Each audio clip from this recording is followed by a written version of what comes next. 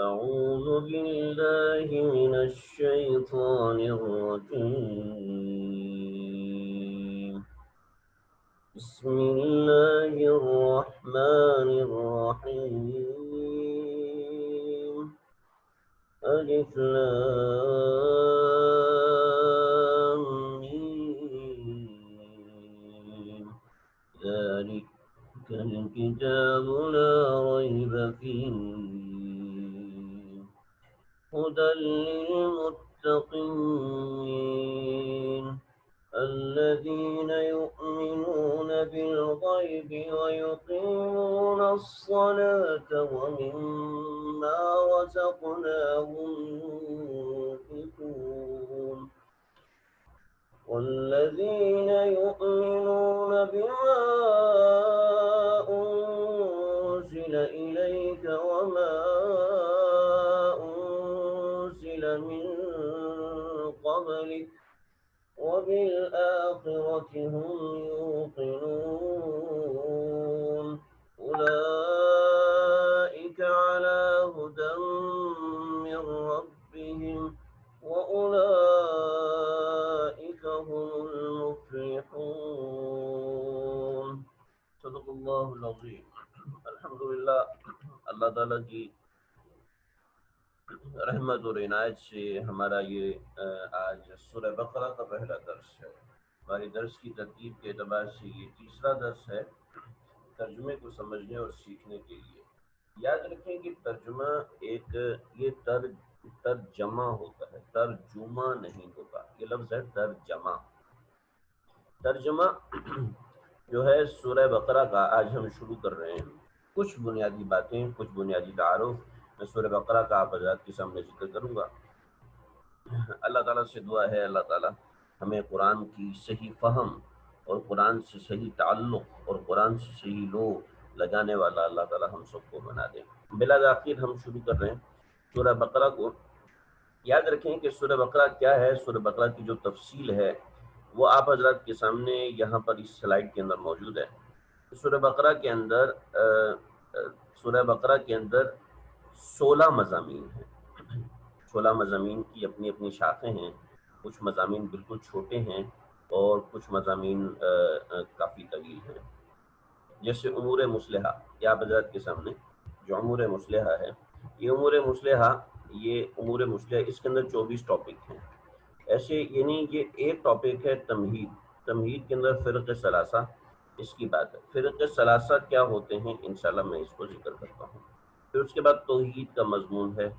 پھر اس کے بعد صداقت قرآن، یعنی قرآن کی سچائی کو اللہ تعالیٰ نے چیلنج کیا ہے. پھر حضرت آدم علیہ السلام کی تخلیق اور انسانیت کی تخلیق کس طریقے سے ہوئی. پھر انسانیت جو گمراہ ہوئی ہے، اس گمراہ یعنی غلط راستے پہ چلی ہے، تو بنی اسرائیل کے کچھ اقسام ہیں، ان کی انواع ہیں، یعنی ان کے پارٹیشن کس طریقے سے ہوئے اس کے حوالے سے کچھ باتیں. پھر یہودیوں نے کچھ سوالات کیے تھے، اس کا ازالہ ہے. پھر اللہ تعالیٰ نے انہی یہودیوں سے کچھ شکوے کیے ہیں. پھر رسالت اور اس کے متعلقات یعنی حضرت ابراہیم علیہ السلام کا ذکر ہے. حضرت ابراہیم کے تحت اور دیگر انبیاء علیہ السلام کا اللہ تعالیٰ نے ذکر فرمایا ہے. پھر اس کے بعد ہمارا جو مرکز ہے وہ قبلہ ہے. قبلے کے حوالے سے بحث ہے. چونکہ حضرت ابراہیم علیہ السلام نے کعبۃ اللہ کو تعمیر کیا تھا تو قبلے کی بحث ہے. اور پھر حضرت ابراہیم علیہ السلام کو سارے لوگ کہتے ہیں یہ ہمارے ہیں، چنانچہ مشرک بھی کہتے تھے یہ ہمارے ہیں، تو ان کے اس عمل کی تردید کی گئی. تو یہ پہلے 10 مضامین ہیں جو ہمارے پاس آیت نمبر 177 تک جاتے ہیں. یہ آیت نمبر 1 سے لے کے آیت نمبر 177 تک ہمارے پاس خلاصتاً یہ 10 مضامین ہیں. یعنی 177 نمبر آیت تک جو مضامین ہیں وہ یہ 10 مضامین ہیں، یعنی 10 ٹاپک ہیں جو آیت نمبر 177 تک جاتے ہیں. آیت نمبر 177 کے بعد سے شروع ہو کے مضمون معذرت آیت نمبر 176 اور آیت نمبر 177 سے مضمون شروع ہو کر یہ 6 قسم کے مضامین ہیں جن میں امور انتظامیہ کا ذکر ہے. یعنی مینجمنٹ کے رولز کیا ہیں، مینجمنٹ کس طریقے سے کی جاتی ہے، اس کے انتظامات کا ذکر کیا ہے اللہ تعالیٰ نے. پھر امور مصلحہ یعنی معاشرے کی سیٹنگ کس طریقے سے ہوگی، ایک بہبود ایک اصلاحی معاشرہ، ایک اسلامی معاشرہ کیسے وجود میں آئے گا؟ امور مصلحہ، اس کو ابواب البر کا نام دیا ہے، جس کو کہتے ہیں ایتھک چیپٹرز۔ تو یہ امور مصلحہ جو ایتھک کو سکھانے کے لیے معاشرے میں کس طریقے سے رہنا ہے۔ ليس البر أن تولوا وجوهكم قبل المشرق والمغرب ولكن البر من آمن بالله واليوم الآخر والملائكة والكتاب والنبيين وآتى المال على حبه ذوي القربى واليتامى والمساكين وابن، یہ امور مصلحہ ہیں۔ امور مصلحہ میں رکاوٹ بننے کے لیے جو چیزیں مقابلے میں آتی ہیں تو ان کے خلاف اعلاء کلمت اللہ کے لیے، یعنی اللہ تعالیٰ کے نام کو بلند کرنے کے لیے جہاد کا ذکر اللہ رب العزت نے یہاں کیا ہے۔ پھر کچھ لوگ ایسے ہوتے ہیں جو کہ اللہ کے دوست ہوتے ہیں، کچھ لوگ ایسے ہوتے ہیں جو کہ شیطان کے دوست ہوتے ہیں، ان کا ذکر ہے چوتھے نمبر پر۔ پھر اللہ رب العزت نے قرآن مجید میں ایک بڑا زبردست مضمون ذکر فرمایا، انفاق فی سبیل اللہ، ڈونیشن کا، خرچ کرنے کا، تو اس کا ذکر ہے ان کا۔ اور پھر آخر میں اللہ رب العزت نے دعائیہ کلمات سکھائیں۔ تو یہ سورہ بقرہ کا مکمل ایک خلاصہ ہے جو آپ حضرات کے سامنے میں نے ذکر کیا۔ تو یہ سورہ بقرہ کو ہم انشاءاللہ اس ترتیب سے بھی دیکھیں گے اور ایک اپنی ترتیب سے بھی دیکھیں گے، اور قرآن مجید پڑھ کے انشاءاللہ آپ لوگ بور نہیں ہوں گے، اور آپ کو سمجھ میں آنا شروع ہوگا کہ قرآن مجید ہے کیا چیز۔ تو اس سے انشاءاللہ فائدہ ہوگا۔ اب تھوڑا سا سورہ بقرہ کا ہم تعارف پڑھ لیں کہ سورہ بقرہ ہے کیا۔ دیکھیں، آپ کو ایک چھوٹی سی پٹی میں نے یہاں پہ بنائی ہوئی ہے۔ جیسے آپ قرآن مجید کھولتے ہیں تو اس کے اوپر لکھا ہوتا ہے، کوئی بھی صورت کھولتے ہیں آپ حضرات ابھی جو سبق سن رہے ہیں تو کوشش کریں کہ آپ اسکرین سے دیکھیں۔ موبائل کی اسکرین تھوڑی چھوٹی ہوتی ہے، میری کوشش ہوگی اس کو میں تھوڑا سا آپ حضرات کے سامنے بڑا کر کے دکھاؤں۔ تو یہ جیسے اور اس کے ساتھ ساتھ یہ ہے کہ آپ جب بعد میں دیکھیں تو اپنی بیاض کے ذریعے سے پڑھیں، یا قرآن مجید کے کو سامنے رکھیں، 15 لائنوں والا قرآن مجید سامنے رکھیں، یا بیاض اپنے سامنے رکھیں۔ بیاض کا میں نے بتا دیا تھا، بیاض یہ ہوتی ہے کہ قرآن مجید لکھا ہوتا ہے اور سائڈوں پہ آپ کو لکھنے کی گنجائش دی ہوتی ہے۔ تو اب یہاں پر آپ جو بھی قرآن مجید کھولتے ہیں تو آپ کو ایک چیز نظر آتی ہے، جیسے آیاتھا 286، ٹھیک ہے، کوئی بھی صورت لکھی ہوتی ہے اس کے دائیں اور بائیں ایک ایک ورڈ لکھا ہوتا ہے۔ جیسے اس کے دائیں طرف لکھا ہوا ہے، رائٹ ہینڈ پہ لکھا ہوا ہے 2، اور اس کے لیفٹ ہینڈ پہ لکھا ہوا ہے 87۔ یہ کیا ہے، اس کو ذرا سمجھ میں انشاءاللہ اس کو بتاتا ہوں۔ پھر جیسے اس کے رکوع لکھا ہوا ہے کہ رکوع اس کے 40 رکوع، 40 رکوع ہیں۔ یہ کیا ہوتا ہے؟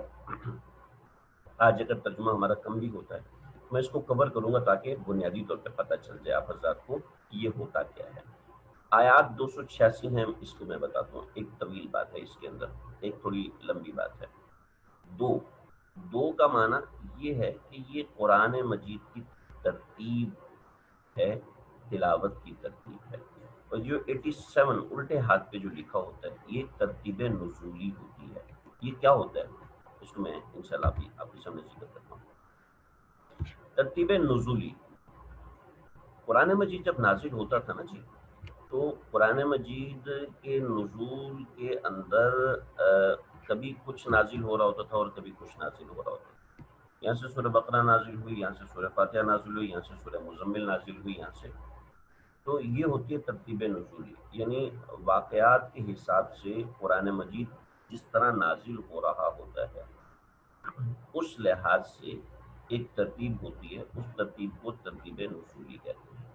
تو اس ترتیب کے حساب سے دیکھا جائے تو سورہ بقرہ 87 نمبر پہ نازل ہوئی ہے، یعنی اس سے پہلے 86 صورتیں، 86 صورتیں نازل ہو چکی تھیں۔ 87 نمبر پر، 87ویں نمبر پر سورہ بقرہ نازل ہوئی ہے، ٹھیک ہے۔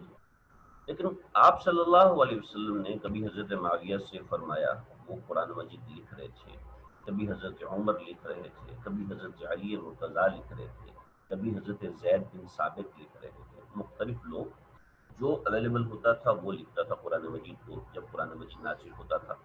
تو آپ صلی اللہ علیہ وسلم جب لکھواتے تھے، جیسے حضرت سعد بن ابی وقاص قرآن مجید لکھ رہے ہیں، تو آپ نے فرمایا کہ میاں اس صورت کو فلاں صورت کے بعد لکھ دو، اس صورت کو فلاں صورت سے پہلے لکھ دو، جیسے سورہ بقرہ نازل ہوئی تو آپ نے فرمایا کہ اس کو سب سے پہلے ڈال دو، یعنی سورہ فاتحہ کے بعد اس کو لکھ دو۔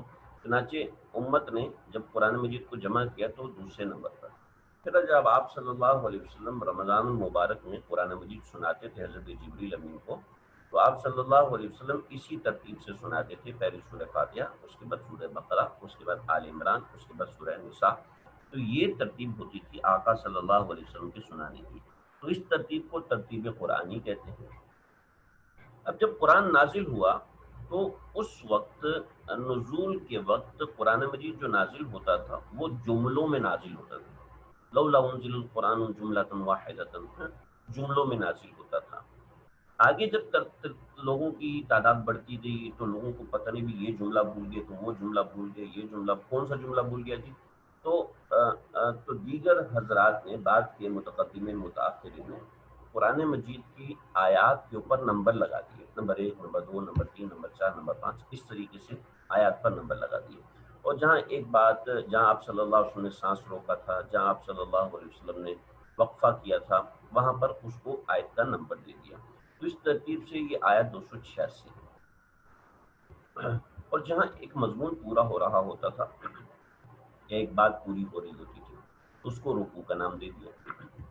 جہاں پر آپ صلی اللہ علیہ وسلم نے رکوع فرما لیا تھا وہاں اس جگہ کو رکوع کا نام دے دیا۔ مختلف جگہوں پر مختلف چیزیں ہیں۔ تو اس طریقے سے سورہ بقرہ کے 40 رکوع بنے اور ہر سورت کے اس طریقے سے رکوعات بن گئے۔ یہ کچھ مختصر سا بنیادی سا تعارف میں نے آپ کے سامنے ذکر کیا ہے۔ تو یہاں پہ دیکھیں مدینہ میں یہ نازل ہوئے 87ویں نمبر پر، اس کے 40 رکوع ہیں اور 286 یعنی 286 اس کی آیات ہیں۔ ہر سورت کا نام اس وقت موجود نہیں تھا آپ صلی اللہ علیہ وسلم کے زمانے میں، مختلف زمانے میں مختلف نام ہوتے رہے۔ تو پھر کچھ نام صحابہ کرام نے، کچھ تابعین نے، کچھ تبع تابعین نے مرتب کیے، اور اس صورت کے اندر کوئی خاص واقعہ ہوتا تھا تو اس واقعے کی وجہ سے اس کا نام وہ صورت پڑ جاتا تھا۔ تو سورہ بقرہ، بقرہ کہتے ہیں گائے کو، تو سورہ بقرہ کے اندر آپ پڑھیں گے ایک گائے کا واقعہ لکھا ہوا ہے کہ بنی اسرائیل کے اندر ایک شخص کا قتل ہو گیا تھا، تو پھر اس کو گائے ذبح کر کے اس کے جسم کے ساتھ جوڑی دی تو وہ زندہ ہو گیا۔ تو یہ گائے کا واقعہ لکھا ہے، تو چونکہ اس صورت میں یہ واقعہ آ گیا تو اس وجہ سے اس کو سورہ بقرہ کہنا شروع کر دیا۔ اب یہ دیکھیں آپ کے سامنے ایک لکھا ہوا ہے مدنیہ۔ کل ہم نے سورہ فاتحہ پڑھی تھی، اس میں لکھا تھا مکیہ، اس کے اندر لکھا تھا مکیہ، یہاں پہ لکھا ہے مدنیہ۔ وہ صورتیں جو ہجرت کے بعد نازل ہوئی ہیں وہ مدنی ہیں، اور وہ صورتیں جو ہجرت سے پہلے نازل ہوئی ہیں ان کو مکی کہتے ہیں۔ یہ پہچان ہے۔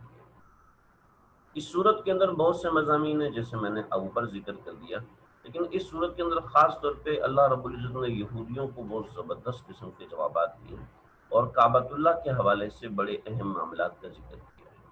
تو اس صورت کے اندر 24 ابواب البر ہیں جو کہ اللہ رب العزت نے امور انتظامی یعنی مینجمنٹ سسٹم کے بعد اللہ رب العزت نے جو سسٹم ذکر کیا کہ کس طریقے سے انسان کی اصلاح ہوتی ہے، اصلاح کے کیا امور ہیں، وہ 24 امور اللہ رب العزت نے یعنی 24 سسٹم اللہ رب العزت نے اس صورت کے اندر بڑے خوبصورت ذکر کریں گے۔ دوسرے پارے میں آئیں گے، یعنی صورت کا دوسرے حصے میں ہم انشاءاللہ اس کو پڑھیں گے اور انشاءاللہ بڑا مزہ آئے گا آپ کو اس میں کیا کیا چیزیں ہیں۔ پھر اس صورت کی خصوصیات بہت ساری ہیں، اللہ رب العزت نے اس صورت کو بڑی خاص خصوصیات سے نوازا ہے۔ مثلا ایک خصوصیت میں یہاں پہ ذکر کر دوں کہ جس گھر میں سورہ بقرہ کی تلاوت کی جاتی ہے اس گھر میں جنات اور جادو کا بالکل بھی اثر نہیں ہوتا۔ میں حرم شریف میں تھا تو وہاں پر ہم عزیزیہ میں تھے، وہاں میں نے ایک میگزین دیکھا، اس میگزین میں ایک واقعہ لکھا ہوا تھا بڑا زبردست، اب وہ بڑا تفصیلی واقعہ ہے، میں اس کی طرف جاؤں گا تو وقت ہو جائے گا ہمارا۔ وہ واقعہ یہ تھا کہ کسی شخص نے کسی شخص کو دھوکہ دینے کے لیے اس سے شادی کرنے کا ڈھونگ رچایا، لیکن شادی نہ ہو سکی تو اس نے اس کے اوپر جادو کیا۔ تو جادوگر جو جادو کر رہا تھا اس نے بھی اس شخص سے آ کے معافی مانگی اور توبہ طائب ہوا، کہنے لگا جی میں نے اپنے سارے جادو کے زور لگا دیے اور وہ سب کے سب ٹوٹ گئے، اس لیے کہ جس گھر میں ان کے گھر میں سورہ بقرہ کی تلاوت کی جاتی ہے اور جہاں سورہ بقرہ کی تلاوت کی جاتی ہے وہاں پر جادو جنات بالکل اثر کر نہیں سکتے۔ ناچہ آج آسانی کا دور ہے تو ریکارڈنگ لگا لی جائے اگر جادو کا اثر محسوس ہوتا ہے۔ سورہ بقرہ کی بڑی تاثیرات ہیں، خاص طور پر اس کے اندر اعظم آیت القرآن، آیت الکرسی اور بہت سی چیزیں ہیں جو میں وقتاً فوقتاً انشاءاللہ اس صورت کے اندر ذکر کروں گا۔ اب ہم آ جائیں سورت کے کچھ بنیادی ترجمے کی طرف۔ اس سورت کا سب سے پہلا مضمون جو قرآن مجید کو مانتے ہیں اور جو قرآن مجید کو نہیں مانتے، جو لوگ تو قرآن مجید کو مانتے ہیں، جو لوگ قرآن مجید کو مانتے ہیں ان کی بات یہاں پر ہو رہی ہے، اور جو قرآن مجید کو مانتے ہیں وہ سب سے پہلے لوگ ہیں، جو قرآن مجید کا سرے سے انکار کرتے ہیں وہ دوسرے لوگ ہیں، اور جو قرآن مجید کا انکار بھی کرتے ہیں اقرار بھی کرتے ہیں یہ تیسری قسم کے لوگ ہیں جن کو منافق کہتے ہیں۔ تو یہ منافقین تھے اس زمانے کے اندر، تو ان کا خاص طور پر اللہ رب العزت نے یہاں ذکر فرمایا ہے۔ تو سب سے پہلا مضمون جو ہے اس صورت کا، سب سے پہلا مضمون جو ہے وہ یہ فرق ثلاثہ کی تقسیم، یعنی فرق ثلاثہ مطلب انسان عقیدے کے اعتبار سے تین قسم کے ہیں، مومن ہیں، کافر ہیں اور منافق ہیں۔ مومن، کافر اور منافق۔ اللہ رب العزت نے بتایا کہ مومن کون ہوتا ہے، مومن کون ہوتا ہے۔ یہ آپ کے سامنے قرآن مجید کی یہ تین صفحات ہیں، یہ تین صفحات کے اندر پہلا فرقہ الف لام میم ذالک الکتاب سے شروع ہو کر آیت نمبر 5 پہ جا کے مکمل ہوتا ہے، آیت نمبر 5 پہ جا کے مکمل ہوتا ہے، یہ پہلا فرقہ ہے مومن۔ ان الذین کفروا سواء علیہم انذرتم، آیت نمبر 7 کے اوپر جا کے دوسرا فرقہ، اور اگلے صفحے پہ آئیں تو اگلے صفحے پہ جہاں پہ رکوع ہمارا مکمل ہو رہا ہے ان اللہ علی کل شیء قدیر، آیت نمبر 20، یہاں پہ تیسرا فرقہ مکمل ہوتا ہے۔ ہم آج پہلے دو فرقوں کا ترجمہ پڑھیں گے، اس کو پہلے بنیادی طور پہ سمجھ لیں۔ پتہ نہیں آپ حضرات کچھ نظر آ رہا ہے نہیں آ رہا، البتہ مجھے تو نظر آ رہا ہے، اللہ کرے آپ حضرات کو بھی نظر آ رہا ہو۔ بسم اللہ الرحمن الرحیم سے یہ سورہ شروع ہو رہی ہے۔ الف لام میم کیا ہے، میں اس کے حوالے سے انشاءاللہ کل بات کروں گا۔ ذالک الکتاب، ذالک الکتاب لا ریب فیہ، ذالک کا مطلب ہے، ذالک کا مطلب ہے یہ، الکتاب کا مطلب کتاب، لا کا مطلب ہے نہیں، ریب کا مطلب شک، فی کا مطلب فی ہی کا مطلب اس میں، الف لام میم ذالک الکتاب لا ریب فیہ، کہ یہ کتاب ایسی ہے کہ اس میں کوئی شک نہیں، لا ریب فیہ اس میں کوئی شک نہیں، ھدی للمتقین یہ ہدایت ہے ان ڈر رکھنے والوں کے لیے جن کے یہ اوصاف ہیں۔ ہدن ہدایت ہے، للمتقین ڈرنے والوں کے لیے، متقین کیا ہوتے ہیں انشاءاللہ وقت پہ بتاؤں گا۔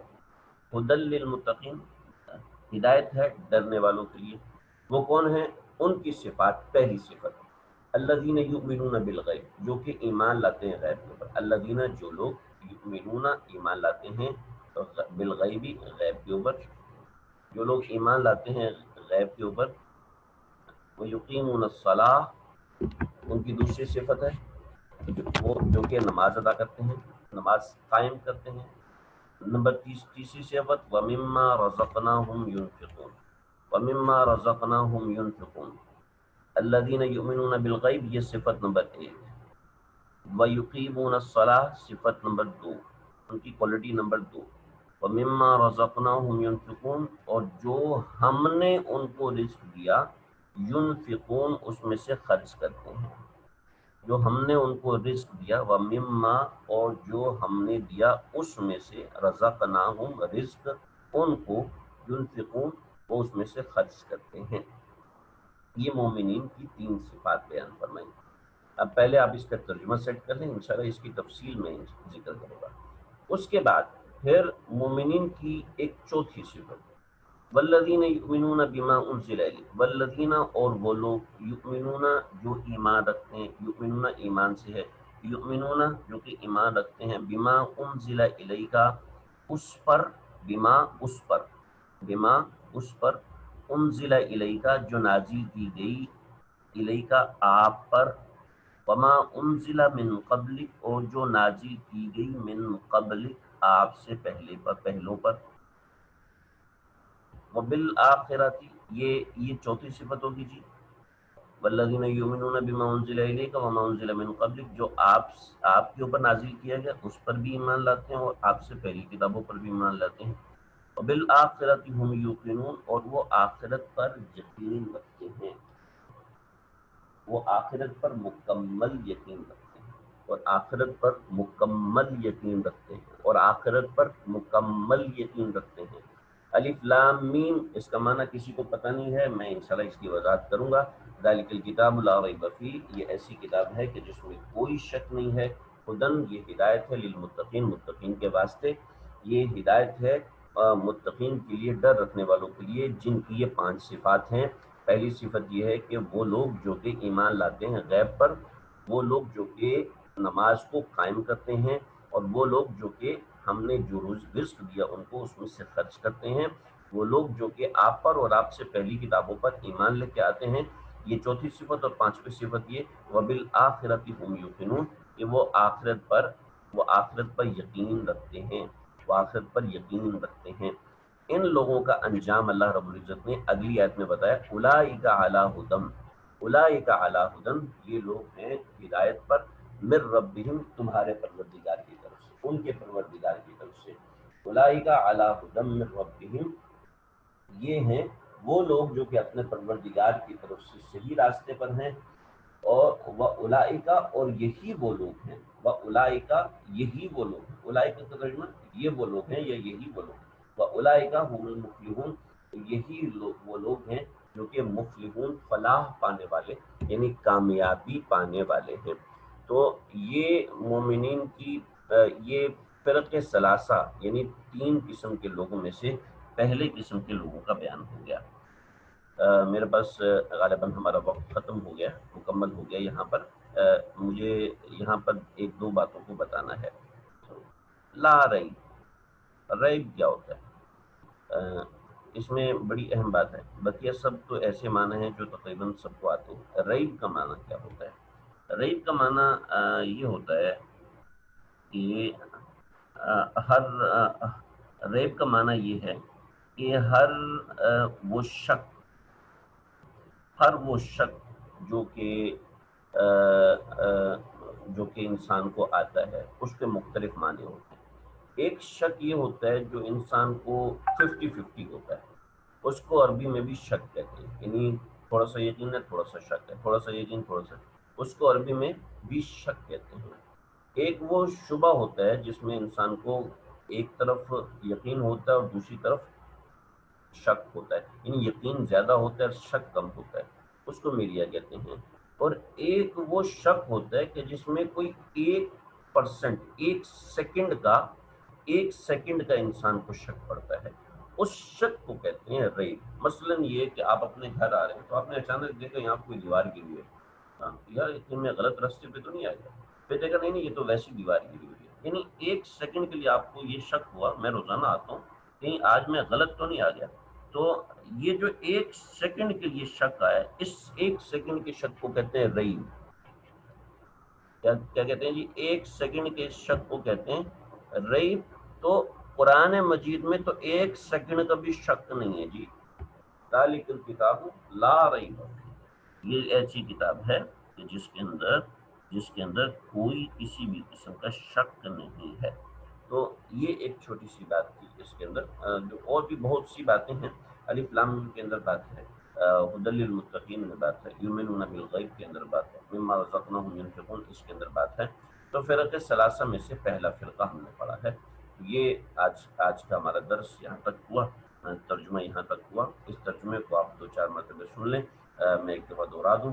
الف لام میم، اس کا معنی صرف اللہ جانتے ہیں۔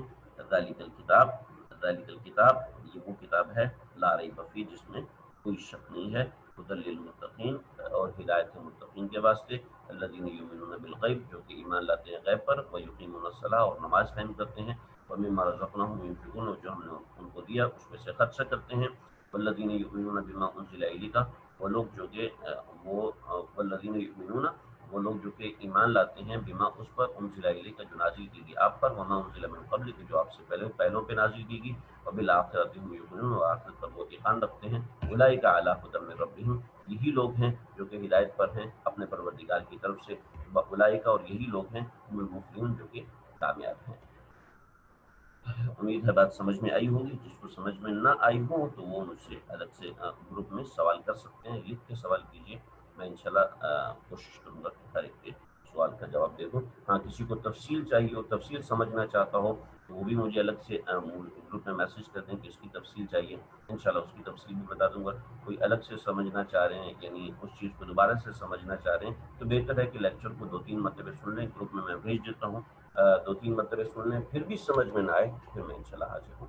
اللہ تعالیٰ سمجھنے کے عمل کرنے کی توفیق عطا فرمائے۔ اعوذ باللہ من الشیطان الرجیم،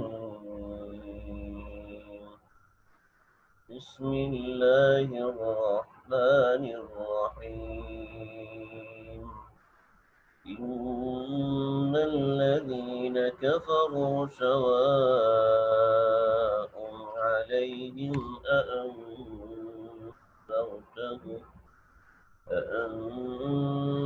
أأنذرتهم أم لم تنذرهم لا يؤمنون،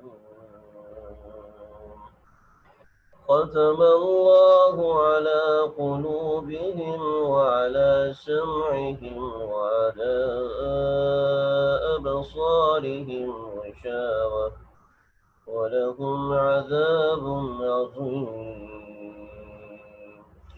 ومن الناس من يقول آمنا بالله وباليوم الآخر وما هم بمؤمنين، يخادعون الله والذين آمنوا وما يخدعون إلا أنفسهم وما يشعرون، في قلوبهم مرض فزادهم الله مرضا ولهم عذاب أليم بما كانوا يكذبون۔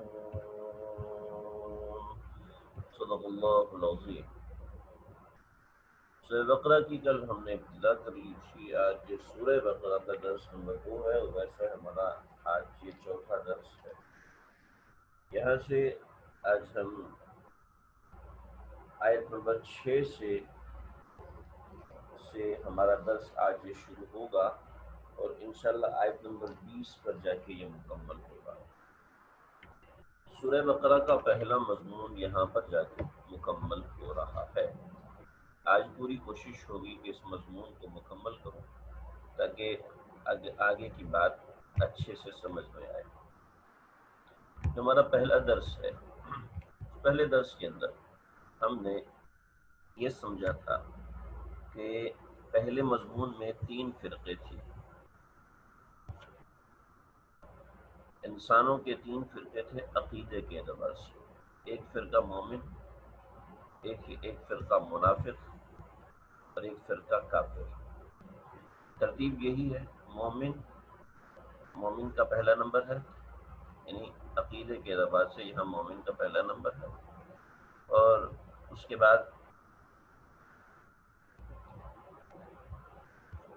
بعد دوسرے نمبر پہ کافر جن کا ذکر ہے یہاں پر، اور تیسرے نمبر پر منافق۔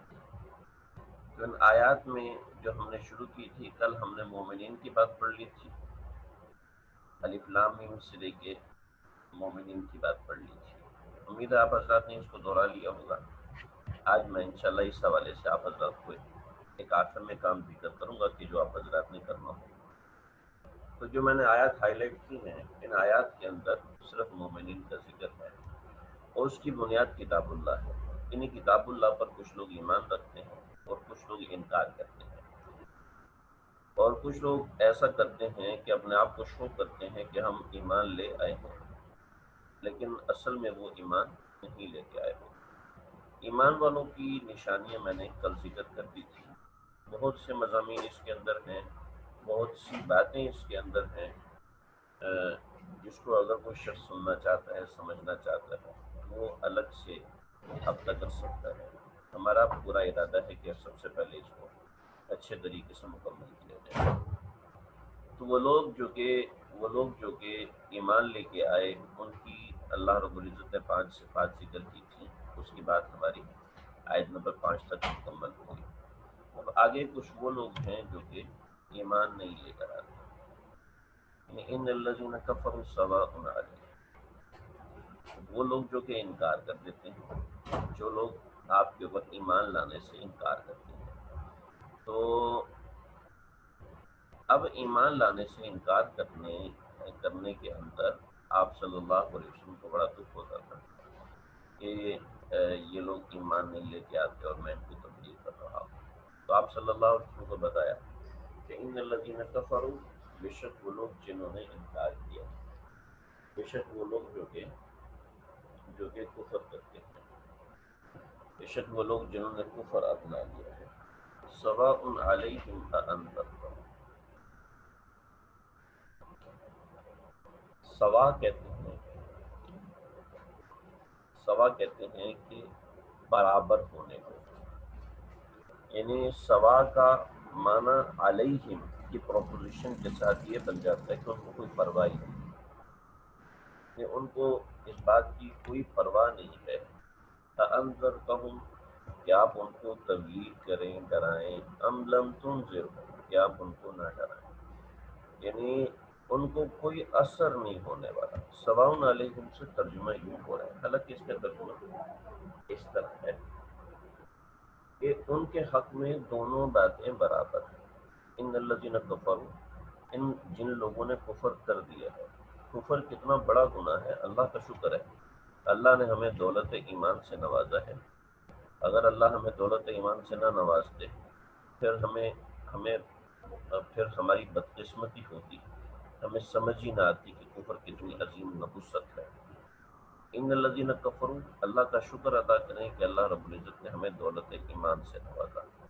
ان الذین کفروا، جن لوگوں نے کفر کو اپنایا ہے تو ان کے قلب ایسے مردہ ہو جاتے ہیں کہ سواء علیہم، برابر ہے ان کے لیے، انذرتہم ام لم تنذرہم، یا آپ ان کو ڈرائیں، ام لم تنذرہم، یا آپ ان کو نہ ڈرائیں، لا یؤمنون، وہ لوگ ایمان نہیں لے کر آئیں گے، وہ لوگ ایمان لے کر نہیں آئیں گے، وہ ایمان نہیں لائیں گے۔ ایک لفظ ہے انذرتہم، انذرتہم کا جو معنی ہے، انذرتہم کا جو معنی ہے وہ تھوڑا اہم ہے، اس کو سمجھیے ذرا۔ انذار کہتے ہیں ڈرانا، اور انذار ہر ڈرانے کو نہیں کہتے، بلکہ انذار کہتے ہیں اس ڈرانے کو کہ جس ڈرانے کے اندر محبت پائی ہے۔ جیسے ایک ہوتا ہے بشیر، ایک ہوتا ہے نذیر۔ نذیر وہ ڈرانے والا ہے کہ جس کے ڈرانے کے اندر محبت ہوتی ہے، جس کے ڈرانے کے اندر تعلق ہوتا ہے، جس کے ڈرانے کے اندر درد ہوتا ہے۔ تو نذیر اس ڈرانے والے کو کہتے ہیں جو محبت کی وجہ سے ڈراتا ہے۔ جیسے ماں اپنے بچے کو آگ سے ڈراتی ہے تو محبت کی وجہ سے ڈراتی ہے۔ ماں اپنے بچے کو آگ سے اس لیے نہیں ڈراتی کہ آگ سے اگر ڈرے گی، آگ سے نہیں ڈرے گا تو اس کی پٹائی ہوگی، بلکہ وہ اپنی محبت کی وجہ سے اپنے بچے کو آگ سے ڈرا رہے ہیں۔ تو ان الذین کفروا سواء علیہم اانذرتہم، آپ ان کو ڈرائیں، لیکن ڈرانے سے کیا مفہوم ہے وہ آپ ذہن میں رکھیں کہ ڈرانے سے کیا مفہوم ہے، کون سا ڈرانا مراد ہے۔ یہاں پر ہر ڈرانا مراد ہے۔ الشیطان یخوف اولیاء بعضهم بعضا، شیطان ڈراتا ہے، تو وہ یخوف کا لفظ ہے، تو یہاں پر انذرتہم انذار کا لفظ ہے۔ تو انذار کے اندر کون سا ڈرانا ہے اور خوف کے اندر کون سا ڈرانا ہے۔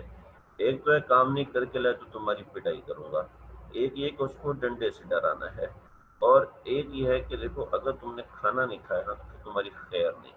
تو یہ جو ڈرانا ہے یہ محبت کی وجہ سے ڈرانا ہوتا ہے۔ اب آپ ان کو ڈرائیں، کتنی ہی محبت سے ڈرائیں، یا آپ ان کو محبت سے نہ ڈرائیں، لا یؤمنون یہ ایمان نہیں لائیں گے. کیوں ایمان نہیں لائیں گے؟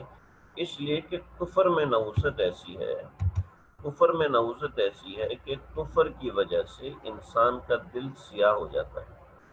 کفر کے اندر ایک خاصیت یہ ہوتی ہے کہ انسان کا دل اس بات کو، حق بات کو قبول کرنے کو تیار نہیں ہوتا. یہ خاصیات کفر میں سے ہے، یاد رکھیے گا کہ حق بات کو قبول کرنے کے لیے دل تیار نہیں ہوتا. اللہ نے یہاں پر فرمایا کہ آپ دیکھ سکتے ہیں ختم اللہ علی قلوبہم. ختم کہتے ہیں مہر کو، اسٹیمپ کو. ختم اللہ، جب ہم کسی چیز کو پیک کرتے ہیں تو پیک کرنے کے بعد ہم اس کو سلائی کر دیتے ہیں، لیکن حکومت جب کسی چیز کو بند کرتی ہے، پیک کرتی ہے، حکومت کسی چیز کو بند کرتی ہے تو حکومت اس کو بند کر کے اس کے اوپر ایک اسٹیمپ لگا دیتی ہے. اور سرکاری محکمے کسی چیز کو بند کرتے ہیں تو اس کے اوپر ایک اسٹیمپ لگا دیتے ہیں، مطلب یہ کہ اب یہ کھل نہیں سکتا. تو یہاں پر بھی ختم اللہ، اللہ رب العزت نے ان کے دلوں پہ مہر لگا دی. اعلیٰ قلوبہم، ان کے دلوں پر، وعلیٰ سمعہم، اور ان کے کانوں پر، وعلیٰ ابصارہم غشاوہ، اور ان کی آنکھوں پہ پردہ ہے. آنکھوں پہ پردہ کیا ہے؟ آنکھوں پہ پردہ ہونے کا معنی کیا ہے؟ آنکھوں پہ پردہ ہونے کا معنی یہ ہے کہ کہ جب کان ہر طرف سے کچھ سن سکتے ہیں،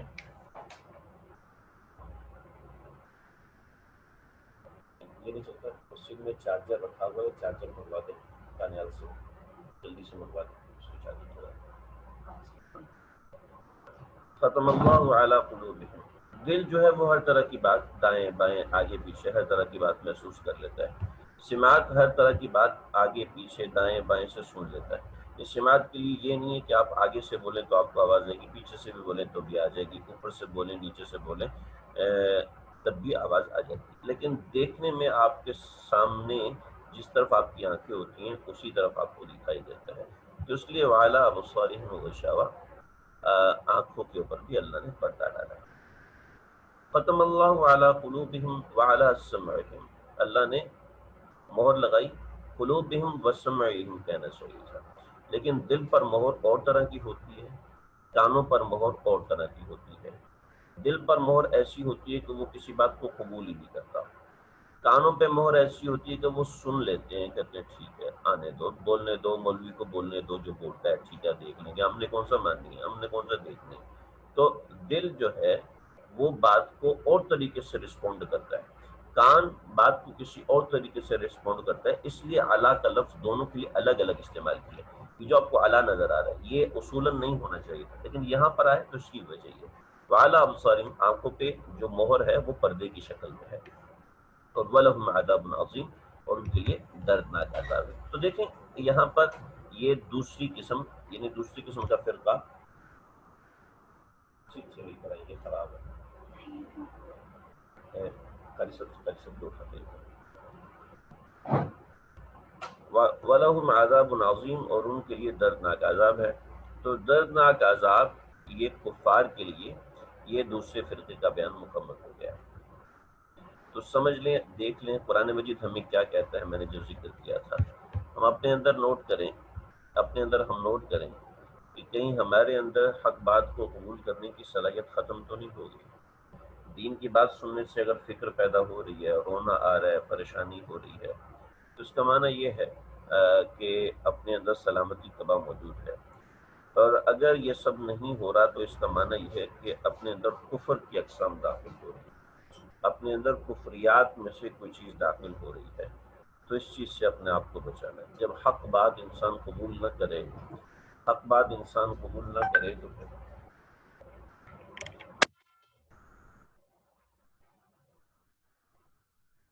حق بات انسان قبول نہ کرے تو پھر یہ بڑی ڈرنے کی بات ہے. آگے تیسرا حصہ، یعنی فرق ثلاثہ میں تیسرے لوگ منافق. آپ دیکھ رہے ہیں کہ منافقوں کا بیان اللہ نے کتنا طویل کیا. آیت نمبر 8 سے لے کے آیت نمبر 20 تک منافقوں کا بیان کیا اللہ نے. آیت نمبر 20 اگلا صفحہ، صفحہ نمبر 5 جو آپ حضرات کے سامنے نظر آ رہا ہوگا. تو منافقوں کے سامنے جو اللہ رب العزت نے بیان فرمایا، منافقوں کا ذکر. اس امت میں کفر اتنا نقصان دہ نہیں ہوگا اس امت کو۔ اعوذ باللہ من الشیطان الرجیم، بسم اللہ الرحمن الرحیم۔ انٹرنیٹ بند ہو گیا تھا جس کی وجہ سے درس کا سلسلہ درمیان میں رک گیا۔ میں انشاءاللہ اس کو وہیں سے شروع کروں گا، اور جو درمیان میں ہمارے پاس نیچے ہوئے انشاءاللہ اللہ۔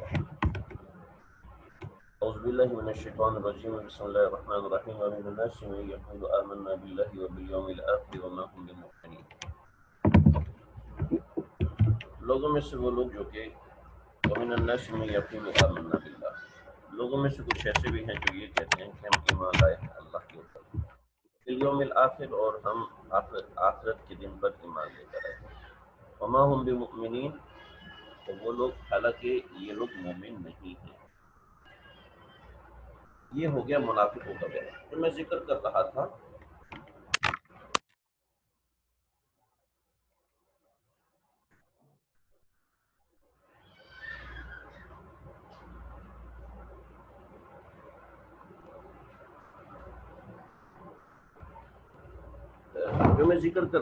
اسلام کے لیے سب سے زیادہ خطرہ منافق بنے، آج تک، ابھی تک، اور ہمیشہ سے یہی ہوتا آیا ہے۔ اسلام کے لیے سب سے بڑا خطرہ منافقوں نے بنایا ہے۔ کفر نے اسلام کے لیے اتنا بڑا خطرہ کبھی بھی کھڑا نہیں کیا جتنا بڑا خطرہ منافقوں نے اسلام کے لیے بنایا ہے۔ آپ صلی اللہ علیہ وسلم کے زمانے کو دیکھ لیجیے، اور آپ صلی اللہ علیہ وسلم کے زمانے کے بعد دیکھ لیجیے، جتنے بھی خطرات آئے منافقوں کی طرف سے آئے۔ زیادہ تر خطرات کا باعث عبداللہ بن ابی جیسا منافق نے یہودیوں کو ہوا دی۔ اسی طریقے سے ٹیپو سلطان کے زمانے کو دیکھ لیجیے، اس کے زمانے میں منافقوں نے خطرات کو ہوا دی۔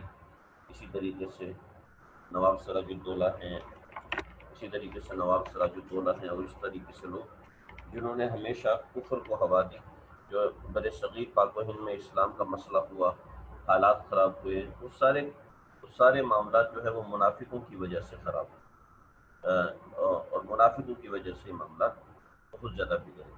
کہ اسلام کو جتنا نقصان منافقوں نے پہنچایا ہے، آقا صلی اللہ علیہ وسلم کے زمانے میں ہو یا اس کے بعد کے زمانے میں ہو، آپ صلی اللہ علیہ وسلم کو ہمیشہ خطرہ منافقوں سے رہا، اور زیادہ تر خطرہ منافقوں سے رہا، کفار سے ویسا خطرہ نہ رہا۔ منافق مسلمانوں کے پیٹ میں بیٹھ کے نقصان پہنچ جاتے ہیں، اور کافر جو ہے وہ صحیح مد مقابل ہو کر سامنے کھڑا ہو کے مقابلے کرتا ہے۔ چنانچہ اللہ رب العزت نے ان کے لیے بڑی تفصیل سے بات فرمائی ہے۔ ہم اس تفصیل سے بات کو اس طرح پڑھیں گے، وَمِنَ النَّاسِ مَن يَقُولُ آمَنَّا، لوگوں میں سے کچھ ایسے بھی ہیں جو یہ کہتے ہیں کہ ہم ایمان لے کے آئے ہیں اللہ پر اور آخرت کے دن پر، وما ہم مؤمنین، حالانکہ یہ مومن نہیں ہیں۔ یہ کبھی کبھی وہ ایسا آتا ہے کہ اس میں ہم ترجمہ حالانکہ کرتے ہیں، حالانکہ وہ مومن نہیں ہے۔ اس کی بہت سی وجوہات ہیں، جس کو وہ حالیہ کہتے ہیں، اس طرح کی بات کرتے ہیں۔ یہ اصطلاحات ہے، ٹرمینالوجی ہے، جب کہیں انشاءاللہ موقع آئے گا ہم انشاءاللہ اس کا ذکر کریں گے۔ اور یخادعون اللہ والذین آمنوا، ان کو یہ بات کہنے کی ضرورت کیا ہے؟ حقیقت تو یہ ہے کہ ایسے لوگ یخادعون اللہ، یخادعون خدا کہتے ہیں دھوکہ دینے کو، یخادعون اللہ، ایسے لوگ دھوکہ دیتے ہیں اللہ کو، والذین آمنوا، اور ان لوگوں کو بھی جو لوگ ایمان لے کر آئے ہیں، ان لوگوں کو بھی دھوکہ دیتے ہیں۔ ہاں اللہ رب العزت اس کی حقیقت فرماتے ہیں کہ وما یخدعون، وما یخدعون الا انفسهم، وہ ایمان والوں کو دھوکہ نہیں دیتے، وہ تو اصل میں اپنے آپ کو دھوکہ دے رہے ہیں۔ یعنی مسلمانوں کو دھوکہ دے کے وہ یہ سمجھ رہے ہوتے ہیں کہ ہم دھوکہ مسلمانوں کو دے رہے ہیں، لیکن دراصل ان کا دھوکہ ان کی اپنی ذات کے لیے ہوتا ہے، اور اصل میں وہ نقصان اپنا کر رہے ہوتے ہیں۔ اور جب وہ نقصان اپنا کر رہے ہوتے ہیں تو وما یشعرون، ان کو اس کا پتہ بھی نہیں ہوتا، شعور بھی نہیں ہوتا ان کو۔ اور ان کو شعور نہ ہونے کی وجہ کیا ہے؟ فی قلوبہم مرض، ان کے دلوں کے اندر مرض ہے، ان کے دلوں کے اندر روگ ہے، مرض ہے، فزادہم اللہ مرضا، اور اللہ تعالیٰ اللہ تعالیٰ نے ان کے اس مرض میں اضافہ کر دیا ہے، ان کے اس مرض میں اضافہ کر دیا ہے۔ وَلَهُمْ عَذَابٌ علیم، ان کے لیے درد والا عذاب ہے، ان کے لیے عذاب دردناک ہے۔ بما كانوا یکذبون، اس وجہ سے کہ وہ جھٹلاتے تھے، یعنی وہ سریعام تو نہیں جھٹلاتے تھے لیکن قلب کے اندر جھٹلاتے تھے، بس ایم ہی ہے، یہ سب ایسے ہی ہے، یہ سب ایم ہی ہے۔ تو ان کے دلوں میں مرض ہے۔ میں اور آپ خود اپنا جائزہ لیں کہ کہیں ایسا تو نہیں ہے کہ ہمارے دلوں کے اندر کسی گناہ کا مرض آ گیا ہے۔ یہاں مرض سے مراد شرک کا مرض ہے، ٹھیک ہے نا؟ یہاں مرض سے مراد ہر مرض مراد نہیں ہے، لیکن مرض سے مراد شرک کا مرض ہے۔ لیکن اللہ رب العزت نے اس کو دو زبر دو زیر دو پیش دو زبر کے ساتھ ذکر کیا، یعنی اس سے ہر مرض مراد ہو سکتا ہے جس کے دل میں مرض ہے۔ اب اس سے جسمانی مرض مراد نہیں ہے جی، یہ یاد رکھیں۔ ایسا نہیں کہ کوئی ہارٹ پیشنٹ ہے تو اس کو کہ جی آپ تو منافق ہو گئے ہیں کہ آپ کے دل میں مرض ہے، قرآن میں لکھا ہوا ہے، اس سے وہ مرض مراد نہیں ہے۔ یہ روحانی امراض جیسے گناہ ہے، اس طرح کی بھی بات ہے۔ اور یہاں پر جو مرض ہے وہ دھوکے بازی کا مرض ہے، یعنی اپنے آپ سے دھوکے بازی کر رہے ہیں، کسی اور سے دھوکے بازی نہیں کر رہے۔ وَلَهُمْ عَذَابٌ علیم، ان کے لیے عذاب دردناک ہے، اس وجہ سے کہ وہ جھوٹ بولتے ہیں، جھوٹا ہے۔ چنانچہ منافق کی سب سے پہلی نشانی ہوتی ہے کہ وہ جھوٹا ہوتا ہے، وہ دھوکے باز ہوتا ہے۔ جو شخص دھوکے باز ہے، جو شخص بات بات پہ جھوٹی قسم کھاتا ہے، ایسا شخص منافق۔ آیت المنافق ثلاث، منافق کی نشانیاں تین ہیں۔ اذا حدث کذب، جب بات کرتا ہے تو جھوٹ بولتا ہے، اور وَإِذَا وَعَدَ أَخْلَفَ، جب وہ کسی کو کوئی بات کہتا ہے نا اس کی وعدہ خلافی کرتا ہے، اور وَإِذَا اؤْتُمِنَ خَانَ، جب اس کی کوئی امانت دی جاتی ہے تو اس میں خیانت کرتا ہے۔ اس کی بہت بڑی تشریح ہے۔ امانت جب دی جاتی ہے تو آپ کسی جگہ نوکری کر رہے ہیں تو وہ نوکری کے اوقات بھی آپ کے پاس امانت ہے، اسی طریقے سے نوکری کے اندر جو ذمہ داریاں ہیں وہ ذمہ داریاں بھی آپ کے پاس امانت ہیں۔ اسی طریقے سے آپ کسی سے کال قرار پکڑتے جی میں آپ سے کل بات کروں گا اور آپ اس سے بات ہی نہیں کرتے، میں آپ کو کل ٹائم دوں گا، آپ اس کو ٹائم ہی نہیں دیتے، یہ اس طرح کی بات۔ وَإِذَا قِيلَ لَهُمْ، اب جب ان کی ہدایت کی کوشش کی جاتی ہے، ان کے دل میں مرض کی وجہ سے جب ہدایت کی کوشش کی جاتی ہے تو وہ کبھی بھی ہدایت سے سیدھا راستہ کو نہیں پکڑتے۔ وَإِذَا قِيلَ لَهُمْ لَا تُفْسِدُوا فِي الْأَرْضِ، جب ان کو سمجھایا جاتا ہے، کہا جاتا ہے لا تفسدوا فی الارض، زمین میں فساد نہ کرو، یعنی دھوکے بازی کرنا زمین میں فساد ہے۔ قلب کے اندر مرض ہونا یہ زمین میں فساد ہے۔ چنانچہ اگر کسی شخص کے قلب میں زنا کے خیالات ہیں، کسی شخص کے دل میں زنا کی خواہشات ہیں، کسی شخص کے دل میں اسی طریقے سے چوری اور ڈاکہ، چلو چوری اور ڈاکہ تو چلو ایسے جو دوسرے کی ذات، زنا جو ایسے جو دوسرے کی ذات، کوئی شخص جھوٹ بولتا ہے یہ بھی اس کی مزاج میں فساد ہے، کوئی شخص خیانت کرتا ہے تو یہ اس کے مزاج میں فساد ہے۔ تو وَإِذَا قِيلَ لَهُمْ لَا تُفْسِدُوا فِي الْأَرْضِ، کہ جب ان سے کہا جاتا ہے زمین میں فساد مت کرو، زمین میں فساد اس معنی میں زمین میں فساد نہ کرو۔ قالوا انما نحن مسلمون، تو وہ یہ کہتے ہیں کہ نہیں ہم تو فساد تھوڑی کر رہے ہیں، ہم تو دوسرے کی اصلاح کر رہے ہیں۔ میرا جو ترجمہ قرآن ہوا تھا اس کے اندر میں نے اس کی بڑی زبردست وضاحت کی تھی۔ اس وقت وہ زبردست اس لحاظ سے نہیں کہہ رہا کہ میں بہت ہی اچھا بیان کرتا ہوں، زبردست میں اس لحاظ سے کہہ رہا ہوں کہ اس میں میرے سامنے کئی ایسے طالب علم حضرات تھے ماشاء اللہ، ان کی وجہ سے میں نے اس کے اندر بہت سی ایسی چیز ڈالی۔ قالوا انما نحن مسلمون، بہت ایسی چیزیں ہیں، بہت ایسی چیزیں، وہ لوگ کہتے ہیں ہم تو اصلاح کرنے والے ہیں، انما نحن مسلمون، ہم تو صرف اصلاح کرنے والے ہیں، اس کے علاوہ تمہارا کوئی کام نہیں، تو ہم اصلاح کی نیت سے جو کر رہے ہیں وہ کر رہے ہیں، باقی تو ہماری طرف سے کوئی غلطی اور کوئی کوتاہی نہیں۔ اصل میں بات یہ ہے کہ بہت سے ایسے فتنے آج بھی کھڑے ہیں، آپ کو یہ آیت سمجھ میں آ رہی ہوگی، اب اپنی کھلی آنکھوں سے دیکھ سکتے ہیں اس آیت کا مشاہدہ۔ آج کل بہت سے ایسے فتنے کھڑے ہوئے ہیں جو کہ اصلاح کا نام لیتے ہیں لیکن دراصل وہ فساد مچا رہے ہیں، اس طرح کے مسائل لوگوں میں کھڑے کریں۔ آج ہم تھوڑا سا 5 منٹ اوپر جائیں گے، اس لیے کہ درمیان میں ہماری کلاس ڈسکنیکٹ ہوگی تھی، تو ہم انشاءاللہ اس کو آگے بڑھائیں گے۔ الا انہم هم المفسدون، تقریباً ہم آگے 3 سے 4 منٹ اس کو مزید پڑھیں گے۔ الا انہم هم المفسدون، خوب غور سے سنو کہ یہ جو مسئلے بنے ہوئے ہیں، امت کے مسئلے بنے ہوئے ہیں، الا انہم هم المفسدون، یہ مسئلے تھوڑی ہیں، یہ تو یہی تو مفسد ہے جو اصلاح کی نیت سے بات کریں۔ الا انہم المفسدون ولکن لا یشعرون، لیکن یہ سمجھتے نہیں ہیں، صرف اپنے آپ کو مخلص سمجھتے ہیں اور دوسرے کسی کو مخلص سمجھتے ہیں۔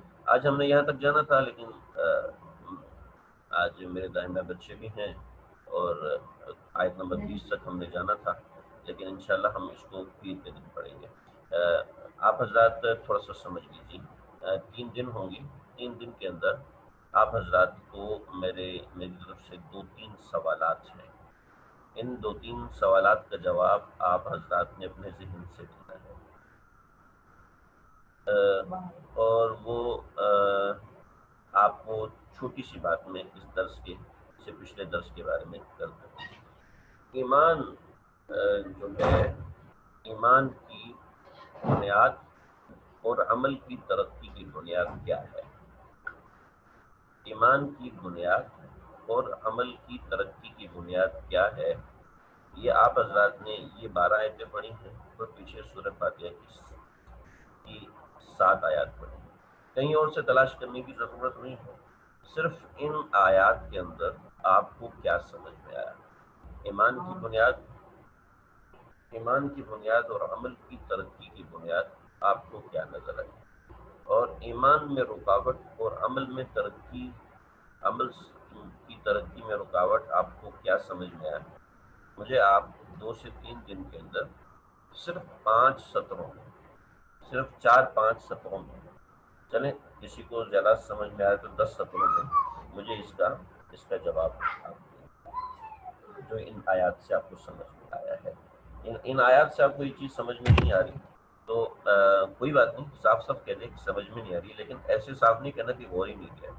ان 12 آیات پہ غور کریں، ان 12 آیات پہ غور کر کے جو میں نے تقریباً 4 درس یعنی تقریباً 2 گھنٹے میں نے ذکر کیا، اس میں آپ حضرات کو کیا سمجھ میں آیا ہے؟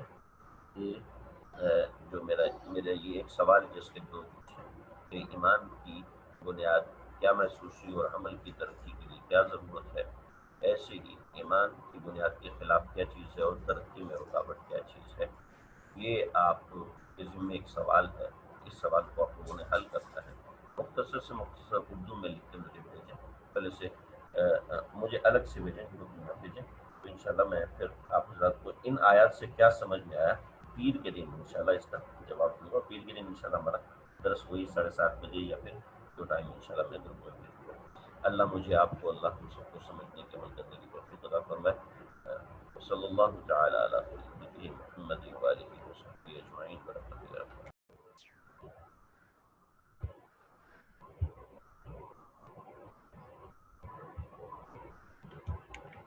أعوذ بالله من الشيطان الرجيم،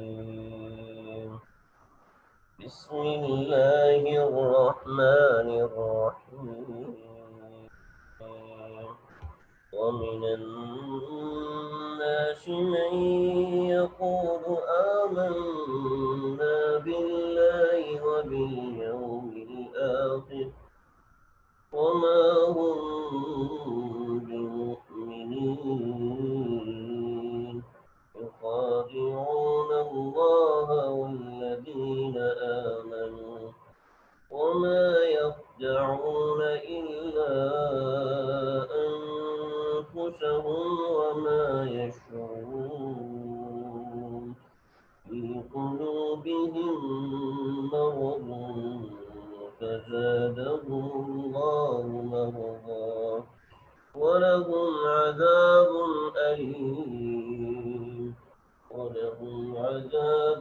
أليم بما كانوا يكذبون۔ صدق اللہ العظیم۔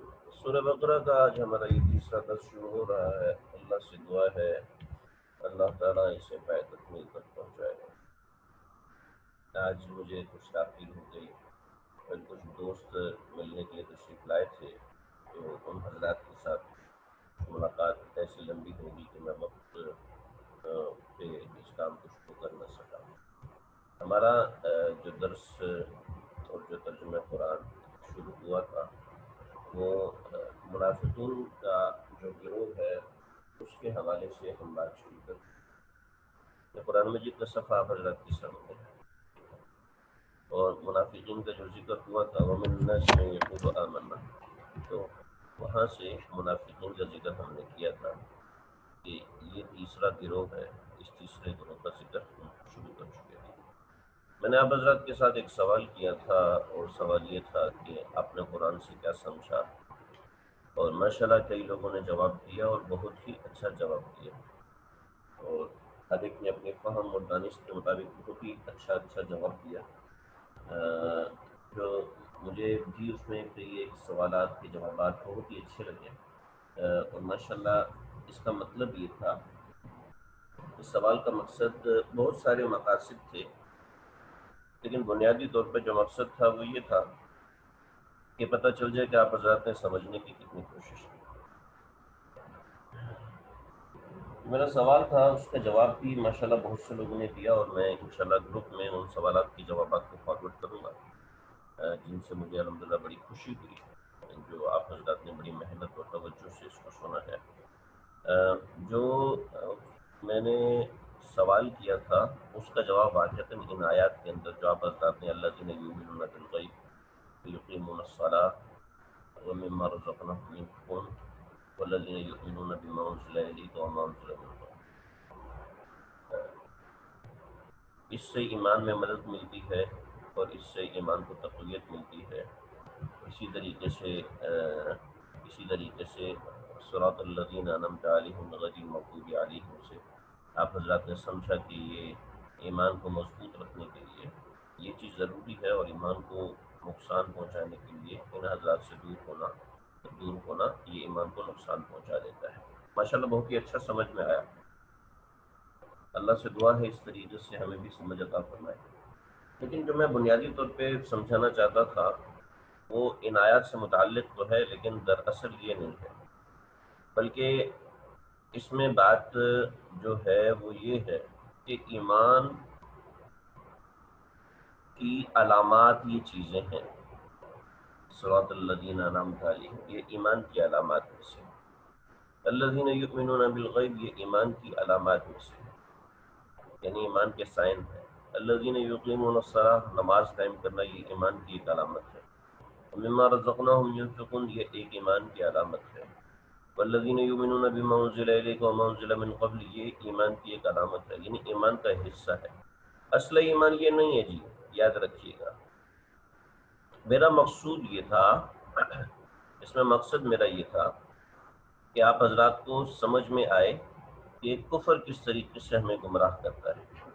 میں وہ دکھانا چاہتا تھا کہ وہ انہی آیات کو پیش کر کے یہ کہتے کہ دیکھو یؤمنون بالغیب ایمان والے غیب پر ایمان لے کے آتے ہیں، ہم بھی غیب پر ایمان لے کے آتے ہیں۔ یقیمون الصلاۃ نماز بھی قائم کرتے ہیں، ہم بھی نماز قائم کرتے ہیں۔ ڈونیشن ہم جتنا دیتے ہیں ہم تم اتنا دیتے ہیں۔ یؤمنون بما انزل الیک جو پیغمبر صلی اللہ علیہ وسلم پر نازل کی گئی اس پر بھی ہم ایمان لے کر رہے، وما انزل من قبلک وبالآخرۃ هم یوقنون آخرت پر بھی ہم ایمان لے کر آتے ہیں۔ لیکن دراصل وہ مومن نہیں ہوتے۔ کیوں نہیں ہوتے؟ ایمان کی تعریف سمجھ لیجیے، کیوں نہیں ہوتے؟ بہت سی باتیں۔ ایمان کی تعریف میں بتانا چاہتا تھا یہ سوالات کے جوابات میں، اور آپ حضرات نے جن نے جواب دیا ماشاءاللہ سب نے ہی صحیح جواب دیا۔ جو جواب مجھے سب سے زیادہ ایک دو پسند ہے وہ میں گروپ میں فارورڈ کروں گا، آپ حضرات اس کو دیکھ لیجیے۔ لیکن جواب سب کے ماشاءاللہ صحیح ہے، لیکن جو میں سمجھانا چاہتا تھا، آپ کو متوجہ کرنا چاہتا تھا، وہ بڑی اہم بات ہے۔ سوال کے اندر میں جو توجہ دلانا چاہتا تھا وہ بڑا ہی اہم سوال ہے۔ جب تحریک پاکستان چلی اور پاکستان بنا ہے تو اس وقت کفار نے بہت سے مسلمانوں کو جمع کیا، کئی مسلمانوں کو گھروں پہ بلایا، کئی مسلمانوں کو سینٹ پہ بلایا، کسی کو تھانے میں بلایا۔ ہر ایک سے پوچھا جی مسلمان کون ہوتا ہے؟ انہوں نے کہا جی جو لا الہ الا اللہ محمد رسول اللہ پڑھے وہ مسلمان ہے۔ کہا مسلمان کون ہوتا ہے؟ کہا جو نماز پڑھے وہ مسلمان ہے۔ کہا مسلمان کون ہوتا ہے؟ کہ جی جو آخرت پر ایمان لائے وہ مسلمان ہے۔ تو وہ کہتے جی شیعہ بھی تو ایسے کرتے ہیں، وہ بھی مسلمان ہوئے، قادیانی بھی ایسے کرتے ہیں، وہ بھی مسلمان ہوئے۔ تو مسلمان بیچارے پریشان، وہ کہتے جی قرآن میں لکھا ہے، تمہارے قرآن میں لکھا ہے لا ریب فیہ ھدی للمتقین، ہم اس کتاب کو ہدایت مانتے ہیں۔ یؤمنون بالغیب ایمان غیب پر قادیانی بھی لے کر آئے ہوئے، ہم بھی لے کے آتے ہیں۔ یقیمون الصلاۃ قادیانی بھی نماز پڑھتے ہیں، ہم بھی پڑھتے ہیں۔ ومما رزقناہم ينفقون ڈونیشن ہم تم سے زیادہ دیتے ہیں۔ والذین یؤمنون بما انزل الیک وما انزل من قبل، حضرت عیسیٰ کو ہم مانتے ہیں، بلکہ اتنا مانتے ہیں کہ ہم تو نعوذ باللہ پرویز غلام احمد قادیانی کو بھی عیسیٰ ماننے کو تیار ہے، مسیح ماننے کو تیار ہے. خیر، تو اسی موقع میں تو حضرت مفتی اعظم پاکستان حضرت مفتی شفیع صاحب کو پکڑ کے لے گئے ایک دفعہ، وہ جانتے ہی نہیں تھے یہ کون ہے. حضرت مفتی اعظم پاکستان نے جو ایمان کی تعریف فرمائی وہ میں آپ کو یہاں پر اس سوال کے جواب میں سمجھانا چاہتا ہوں. وہ تعریف یہ ہے کہ ایمان نام ہے تمام ضروریات دین پر ایمان لانے کا. ایمان نام ہے تمام ضروریات دین پر ایمان لانے کا. یعنی ضروریات دین کا مطلب ہے سارے قرآن پر ایمان لے لینا، صرف یہ آیات کی چند آیات یہ نہیں ہے ٹھیک، بلکہ اگر کوئی اس میں سے ایک آیت کا بھی انکار کرے گا مسلمان نہیں ہے جی، کافر ہے. کوئی ایک نقطے کا انکار کرے گا، کوئی ایک حرف کا انکار کرے گا، مسلمان نہیں رہا. یعنی ضروریات دین کوئی چیز ہوتی ہے، انشاءاللہ وہ میں ذکر کروں گا. لیکن آپ اتنا سمجھے، کوئی کہ مسلمان کون ہوتا ہے تو ہم یہ کہیں گے جو ضروریات دین پر ایمان لے کر آئے وہ مسلمان ہے. وہ کہتے ہیں جی قرآن میں یہ لکھا ہے، ایسے ہی لکھا ہے، ایسے قرآن میں جو لکھا ہوا ہے وہ آدھا آپ بتا دیں، وہ آپ 1/4 بتا رہے ہیں، وہ آپ 1% سے بھی کم بتا رہے ہیں. بقیہ جو ہے وہ کہاں جائے گا؟ تو سمجھ لیں. تو یہ جواب ہے ایمان کے حوالے سے کہ ایمان کیا ہے. نہیں، ایمان نام ہے تمام ضروریات دین کو ماننے کا، اور ضروریات دین پر عمل کرنے سے ایمان میں تقویت آتی ہے، اور ضروریات دین کو چھوڑ دینے سے ایمان میں کمی آتی ہے. یہ ایک سٹیٹمنٹ آپ اپنے ذہن میں بٹھا لیں، کبھی موقع ہوگا تو انشاءاللہ میں سمجھاؤں گا. اب میں اپنے درس کی طرف آتا ہوں، تاکہ ہم قرآن مجید کے اس ترجمے کو جو سمجھنا مفہوم ہے اس کو چھوڑے نہیں. میں پورے قرآن کو پڑھنے کے بعد جو چیز سمجھ میں آتی ہے وہ یہ کہ تمام ضروریات دین پر ایمان لے کے آنا، ختم نبوت بھی اسی میں داخل ہے، صحابہ کرام کی محبت بھی اسی میں داخل ہے. لہٰذا کوئی ختم نبوت کا انکار کرے گا مسلمان نہیں ہے. لہٰذا کوئی صحابہ کرام کی تقدس سے انکار کرے گا وہ درجہ ایمان میں داخل نہیں ہے. کوئی صحابیات امہات المومنین کی شان میں گستاخی کرے گا وہ ایمان میں داخل نہیں ہے. یہاں تک بات مکمل ہو گئی جی. اب آگے چلیے. وَمِنَ النَّاسِ مَن يَقُولُ سے میں دوبارہ شروع کر رہا ہوں. اصل بات یہ ہے، یہ جو پورا رکوع ہے یہاں آپ کے سامنے پورا رکوع ہے، اپنے قرآن مجید یا بیاض کے اندر آپ نشان لگا لیجئے اور کاپی میں لکھ لیجئے. یہ پورا رکوع منافقین کے بارے میں، آیت نمبر 8 سے لے کر آیت نمبر 20 تک. جی، سورہ بقرہ کی آیت نمبر 8 سے سورہ بقرہ کی آیت نمبر 20 تک اس میں منافقوں کا ذکر ہے. پہلے اس کو سمجھ لیں کہ منافقوں کا ذکر کیسے ہے. آپ ذرا اس کو دیکھیں کہ منافقوں کا ذکر میں اللہ رب العزت نے 2 سیکشن بنائے. نمبر 1، اس میں 4 قباحتیں ہیں منافقین کی. قباحتیں کا لفظ ہو سکتا ہے آپ کو سمجھ میں نہ آ رہا ہو، سمجھ لیں بری باتیں، بری کوالٹیز، جو بری چیزیں ہیں منافقین میں، وہ 4 قسم کی بنیادی طور پہ جو ان آیات کے اندر اللہ رب العزت نے ذکر کی ہیں. کیا میں نے سب لکھ دیا؟ وَمِنَ النَّاسِ مَن يَقُولُ آمَنَّا بِاللَّهِ وَبِالْيَوْمِ الْآخِرِ وَمَا هُم بِمُؤْمِنِينَ يُخَادِعُونَ اللَّهَ وَالَّذِينَ آمَنُوا وَمَا يَخْدَعُونَ إِلَّا أَنفُسَهُمْ وَمَا يَشْعُرُونَ فِي قُلُوبِهِم مَرَضٌ فَزَادَهُمُ اللَّهُ مَرَضًا وَلَهُمْ عَذَابٌ أَلِيمٌ بِمَا كَانُوا يَكْذِبُونَ. تو یہ منافقین کی پہلی قباحت ہے کہ وہ جھوٹ بولتے ہیں. وَمِنَ النَّاسِ لوگوں میں سے کچھ ایسے ہیں جو کہ مَن یقولو جو کہتے ہیں، کیا کہتے ہیں؟ جھوٹ کہتے ہیں. یہ جھوٹ بولتے ہیں. کیا جھوٹ بولتے ہیں؟ آمنا باللہ وبالیوم الآخر. آمنا ایمان لے کر آئے ہم، باللہ اللہ تعالیٰ کی ذات پر، وبالیوم الآخر اور آخرت کے دن پر، وما ہم بمؤمنین حالانکہ وہ مومن نہیں ہے. یہ واو کا ترجمہ ہم اور سے نہیں کریں گے، واو کا ترجمہ ہم حالانکہ سے کریں گے. درا حالانکہ وہ مومن نہیں ہے. یعنی حالانکہ کو ریئلٹی یہ ہے، یعنی سچ تو یہ ہے کہ یہ مومن نہیں ہے. اور جو یہ بات کرتے ہیں، یہ بات اس لیے کرتے ہیں کہ یخادعون اللہ، کہ وہ دھوکہ دیتے ہیں. کس کو؟ اللہ تعالیٰ کو. والذین آمنوا اور ایمان والوں کو دھوکہ دیتے ہیں.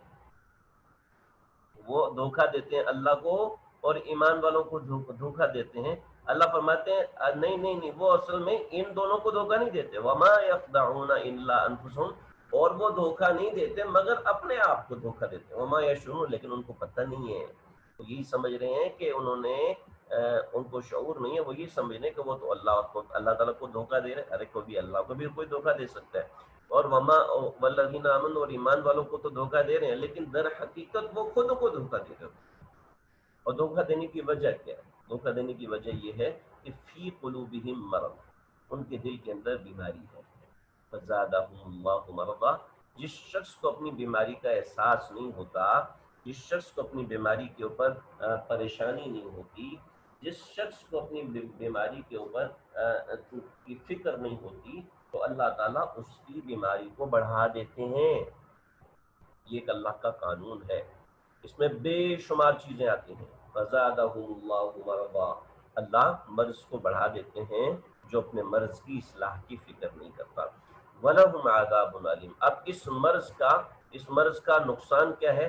اللہ کہتے ہیں اس مرض کا نقصان یہ ہے کہ اس مرض کی وجہ سے وَلَهُمْ، ان کے لیے ہے عذاب علیم، جو عذاب دردناک، ایک دردناک عذاب ہے۔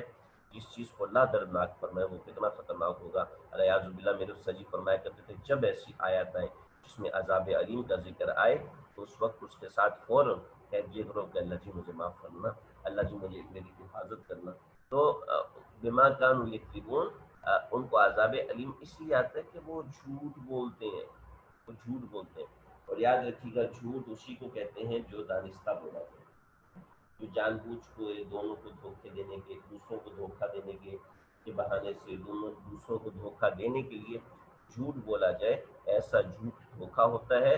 اور ہر جھوٹ کے اندر خدا پایا جاتا ہے، خدا کہتے ہیں دھوکے کو، یخدعون دھوکہ، ہر جھوٹ کے اندر دھوکہ پایا جاتا ہے۔ تو منافق کی علامت ہے کہ وہ جھوٹ بولتا ہے، لہذا ہم اپنی زبان کے اوپر قابو رکھیں۔ ہماری زبان بہت مرتبہ ایسی غلط باتیں کہہ جاتی ہے کہ جس کے اوپر بڑے مسائل سے حضرت سلمان فارسی رضی اللہ عنہ کئی مرتبہ اپنی زبان کو پکڑ لیتے تھے اور پکڑ کے بیٹھے رہتے۔ حضرت ابو ذر غفاری اپنی زبان مبارک کو پکڑ کے بیٹھے رہتے تھے اور اپنے دیکھنے والوں سے فرماتے تھے کہ اسی کی وجہ سے انسان جہنم میں جاتا ہے، اسی کی وجہ سے انسان جنت میں جاتا ہے۔ روایت مجھے صحیح سے یاد نہیں، کسی سے مل گئی۔ یہ آیت نمبر 10 تک بات ہوگی۔ آیت نمبر 11 سے منافقین کی دوسری قباحت ہے۔ دوسری قباحت کا نام ہے قباوت۔ قباوت مطلب یہ ہے کہ دھوکہ دہی، یعنی جھوٹ تو بولتے ہی ہیں لیکن کسی عمل سے دھوکہ بھی دیتے ہیں۔ ایک عمل ایسا ہے جو کہ دھوکہ ہے، یہ دھوکہ جھوٹ والا نہیں ہے، یہ دھوکہ جھوٹ والا ہی ہے لیکن یہ دھوکہ عملی ہے۔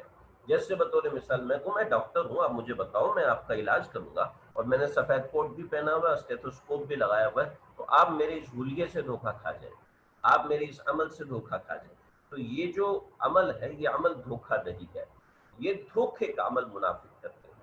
میں اور آپ دیکھیں میری زندگی میں، ہماری زندگی میں کوئی دھوکہ تو نہیں ہے نا۔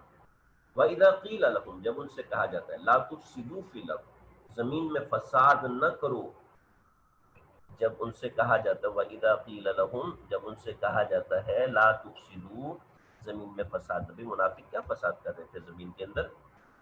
کفر سب سے بڑا فساد ہے۔ مسلمانوں کے ساتھ جھوٹ بولنا، کسی انسان کے ساتھ جھوٹ بولنا، یہ بہت بڑا فساد ہے، سمجھ رہے جی؟ کسی انسان کے ساتھ جھوٹ بولنا یہ بہت بڑا فساد ہے۔ یہ جھوٹ بولتے تھے مسلمانوں کے ساتھ، اپنے دوستوں کے ساتھ جھوٹ بولتے تھے، تو لا تفسدوا فی الارض، جھوٹ بولنا بھی فساد ہے، کفر بھی فساد ہے، دھوکہ دینا بھی فساد ہے۔ تو کہتے تھے قالوا انما نحن مصلحون، ہم تو اصلاح کر رہے ہیں، ہم دھوکہ نہیں دے رہے۔ جیسے کہ آج میڈیا پر بے شمار لوگ ایسے ہیں جو اصلاح کی غرض سے بیٹھ کے مسلمانوں میں تفرقہ ڈال رہے ہیں، مسلمانوں میں دشمنیاں ڈال رہے ہیں، مسلمانوں میں دوریاں پیدا کر رہے ہیں، لوگوں کو دین سے دور کر رہے ہیں، لوگوں کو نمازوں سے متنفر کر رہے ہیں، لوگوں کو مساجد سے متنفر کر رہے ہیں، عورتوں کو پردے سے متنفر کر رہے ہیں۔ ہمارے ساتھ ایک ساتھی تھے، اعتکاف بیٹھے، مجھے فرمانے لگے کہ اعتکاف سے میں 2 چیزیں لے کے جا رہا ہوں، ایک تو یہ کہ میں نماز قضا کروں گا، اور دوسرا یہ ہے کہ میں آج سے داڑھی رکھ رہا ہوں۔ ان کا ارادہ اتنا مضبوط تھا کہ بڑے روتے ہوئے اور بڑے ہی انہوں نے کراہتے ہوئے بتایا کہ میں نے زندگی بڑی درد میں گزاری، ہدایت سے دور رہ کے میں نے اللہ کو بہت ناراض کیا ہے، تو میرے لیے دعا کرنا، اللہ مجھے استقامت دے۔ میں نے کہا ٹھیک ہے، میں دعا بھی کرتا ہوں، آپ رابطے میں بھی رہنا۔ کچھ عرصے کے بعد وہ آئے تو میں نے ان سے پوچھا کہ بھی کیا معاملہ ہوا، تو کہنے لگے ان کی داڑھی بھی منڈی ہوئی اور سب چیزیں ختم۔ تو میں نے ان سے عرض کیا کہ بھئی یہ کیا معاملہ ہے، آپ نے داڑھی بھی منڈا دی اور پتہ نہیں نمازیں بھی پڑھ رہے ہیں، آپ مسجد میں تو نظر نہیں آ رہے ہیں۔ تو فرمانے لگے کہ میری اہلیہ جو ہے خاتون کے درس میں جاتی تھی، تو میں تو رمضان میں یہاں آ گیا اور وہ خاتون کے درس میں جاتی تھی، تو میں نے جب میں گھر گیا داڑھی رکھی تو میری اہلیہ نے مجھ سے بہت لڑائی کی، کہنے لگے تمہارے پاس پیسے نہیں کہ شیو کرنے کے۔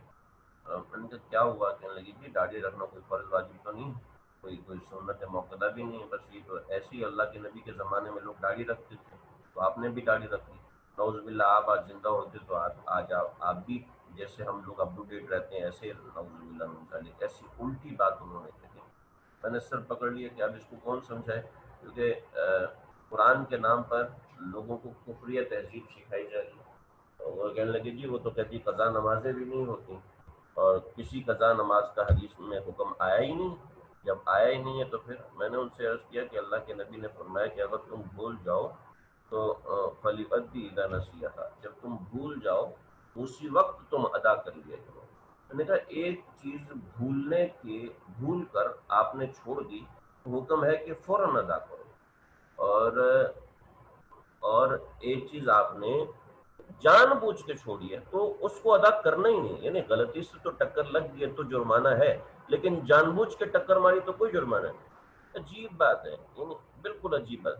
خیر یہ یہاں کا موقع نہیں ہے، انشاءاللہ جب یہ موقع آئے گا تو میں انشاءاللہ اس بات کو بھی عرض کروں گا۔ تو اس طریقے سے لوگ نام تو اصلاح کا دیتے ہیں لیکن اصل میں وہ فساد مچا رہے ہوتے ہیں۔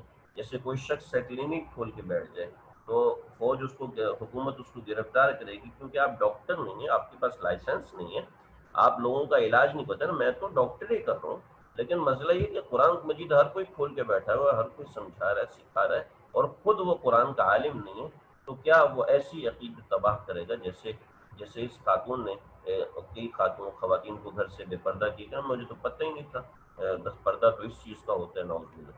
الا انہم هم المفسدون، اللہ کہتے ہیں یہی لوگ تو فساد کرنے والے ہیں، یہی لوگ تو فساد، اللہ خوب غور سے سن لو، انہم هم المفسدون، یہی لوگ مفسد ہیں، انہم یہ ہیں، ہم المفسدون کہ یہی ہیں، مطلب یہ کہ یہی لوگ مفسد ہیں، فساد مچانے والے، ولکن لا یشعرون، لیکن ان کو پتہ ہی نہیں ہے کہ یہ فساد کر رہے ہیں۔ یہ منافقین کی دوسری قباحت ہے، اور جو لوگ بھی اس خصلت میں مبتلا ہے وہ اصل میں منافقوں کی خصلت میں مبتلا ہے۔ اس کے بعد تیسری قباحت، وَإِذَا قِيلَ لَهُمْ آمِنُوا كَمَا آمَنَ النَّاسُ، وَإِذَا قِيلَ لَهُمْ آمِنُوا، جب ان سے کہا جاتا ہے کہ ایمان لے کر آؤ، یہ ان کی حماقت ہے کہ یہ دوسرے کو بے وقوف سمجھتے ہیں۔ منافق ہمیشہ دوسروں کو بے وقوف سمجھتا ہے اور خود کو عقل مند سمجھتا ہے، میں نے اس کو اس طریقے سے ڈیل کرنا ہے، اس طریقے سے چلانا ہے۔ وہ دوسروں کو بے وقوف سمجھتا ہے اور خود کو بڑا عقل مند سمجھتا ہے۔ وَإِذَا قِيلَ لَهُمْ آمِنُوا، جب ان سے کہا جاتا ہے کہ ایمان لے کر آؤ، کما آمن الناس، جیسے کہ صحابہ ایمان لے کر آئے، قالوا انؤمن کما آمن السفہاء، تو کہتے ہیں کیا ہم ایمان لے کے آئے، کما آمن السفہاء، جیسے نعوذ باللہ یہ بے وقوف لوگ ایمان لے کر آئے، صحابہ کرام کو بے وقوف کہہ رہے ہیں۔ الا انہم هم السفہاء، اللہ کہتے ہیں ارے خوب غور سے سنو اور سمجھو، یہی لوگ بے وقوف ہیں جو صحابہ کو بے وقوف سمجھتے ہیں، جو صحابہ کو بے وفا سمجھتے ہیں، جو صحابہ کو وفا شعار نہیں سمجھتے، وہ خود بھی وفا شعار نہیں، جو صحابہ کرام کو بے وقوف سمجھتے ہیں وہ خود بے وقوف ہیں، میں نہیں کہہ رہا، قرآن کہہ رہا ہے۔ الا انہم هم السفہاء، یہی لوگ بے وقوف ہیں، ولکن لا یعلمون، لیکن یہ جانتے نہیں ہیں، یہ جانتے نہیں ہیں، یہ واقعہ صحابہ کو بے وقوف سمجھتے ہیں، لیکن صحابہ تو معیار ایمان ہے۔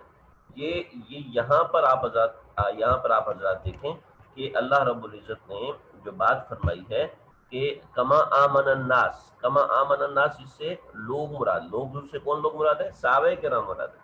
ایمان لے کے آؤ، ایسا ایمان لے کے آؤ جیسے کہ صحابہ کرام ایمان لے کر آئے، اور یہ صحابہ کرام کو کیا سمجھتے ہیں؟ صفہاء، بے وقوف سمجھتے ہیں۔ تو اللہ نے کہا نہیں، یہ بے وقوف نہیں ہے، انہم هم الصفہاء، یہی بے وقوف ہے۔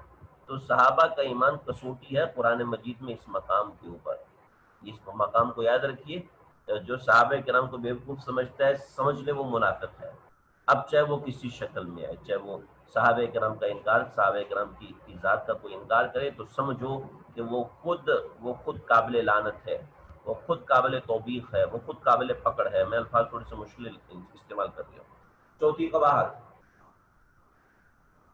دوغلی پالیسی، یعنی یہاں آپ میرے وفادار ہیں، وہاں آپ اس کے وفادار ہیں، یہاں آپ میرے وفادار ہیں، وہاں آپ میری کمر میں خنجر مار رہے ہیں، یعنی نبی کریم صلی اللہ علیہ وسلم کے ساتھ یہ معاملہ کر رہے ہیں، صحابہ کرام کے ساتھ یہ معاملہ، دوغلی پالیسی کہ یہاں ان کے اور وہاں ان کے۔ وَإِذَا لَقُوا الَّذِينَ آمَنُوا، جب یہ ملتے ہیں ایمان والوں سے، قالوا یعنی صحابہ سے ملتے ہیں تو قالوا آمنا کہتے ہیں ہم ایمان لے آئے، وَإِذَا خَلَوْا إِلَىٰ شَيَاطِينِهِمْ، جب وہ ملتے ہیں اپنے شیطانوں کے پاس، یعنی شیاطین کا مطلب یہ ہے کہ جب یہ ملتے ہیں اپنے ان سرداروں کے پاس، قالوا تو وہ کہتے ہیں اِنَّا مَعَكُمْ، ہم تو تمہارے ساتھ ہیں، ہم تو تمہارے ساتھ ہیں، یعنی ایمان والوں کے ساتھ یہ کہتے ہیں کہ ہم مومن ہیں، اور کافروں کو یہ کہتے ہیں کہ ہم تمہارے ساتھ ہیں، یعنی نہ کافروں کے ساتھ ہو اور نہ ایمان والوں کے ساتھ ہو، بلکہ نفاق والوں کے ساتھ ہو۔ وَإِذَا قِيلَ لَهُمْ آمِنُوا، نہیں، وَإِذَا لَقُوا الَّذِينَ آمَنُوا، جب وہ ملتے ہیں، جب یہ لوگ ان سے ملتے ہیں جو ایمان لا چکے ہیں، وَإِذَا خَلَوْا إِلَىٰ شَيَاطِينِهِمْ، اور جب یہ ملتے ہیں ان لوگوں کے ساتھ جو جب یہ اپنے شیطانوں کے پاس جاتے ہیں تنہائی میں، خلو کا مطلب ہے تنہائی میں، وَإِذَا خَلَوْا، اور جب یہ تنہائی میں جاتے ہیں، إِلَىٰ شَيَاطِينِهِمْ، اپنے شیطانوں کے پاس، یعنی کفر کو اللہ نے شیطان کہا ہے، یعنی گمراہی کی طرف لے جانے والوں کو شیطان کہا ہے، اور کافروں منافقوں کے دوست کو اللہ نے شیطان کہا ہے۔ قالوا إِنَّ مَعَكُمْ، تو یہ کہتے ہیں کہ ہم تمہارے ساتھ، إِنَّمَا نَحْنُ مُسْتَهْزِئُونَ، ہم تو مذاق کر رہے تھے، ہم تو ان کا مذاق اڑانے کے لیے مسلمان بنے تھے۔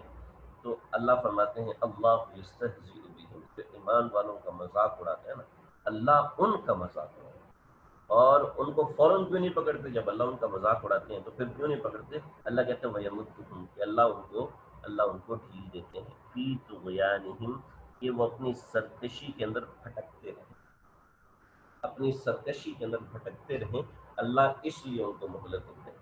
میرے پاس ایک ذخیرہ ہے واقعات کا کہ اللہ تعالیٰ نے کن لوگوں کو کس طرح کی ڈھیل دی، کن لوگوں کو چھوٹ دی کہ ہاں کرو جو کر سکتے ہو کرو، جب میری پکڑ میں آؤ گے تو پھر دیکھنا میں تمہارے ساتھ کیا کرتا ہوں۔ تو یہ یہاں تک 4 خصلتیں ہو گئی۔ ہمارا وقت آج مکمل ہو گیا، مجھے کچھ اور باتیں بھی تھیں اس کے اندر، اس رکوع کو پورا کرنے کے اندر مجھے وہ کرنی تھی، لیکن ابھی وقت نہیں ہے۔ خلاصتاً آپ اس کو سمجھ لیں کہ آگے کہ تھوڑی سی اللہ رب العزت نے جو نفاق کے بارے میں فرمایا ہے، اولئک الذین اشتروا الضلالۃ بالہدی، یہ نفاق کا ثمرہ ہے، کہ نفاق کا ثمرہ مطلب نفاق کا رزلٹ یہ ہے، اولئک الذین اشتروا الضلالۃ بالہدی وما ربحت تجارتهم وما كانوا مهتدین۔ یہ ثمرہ کیا ہے؟ اس کے اندر کچھ باتیں، ثمرہ مطلب رزلٹ، اس کے اندر کچھ باتیں ہیں انشاءاللہ وہ میں ذکر کروں گا۔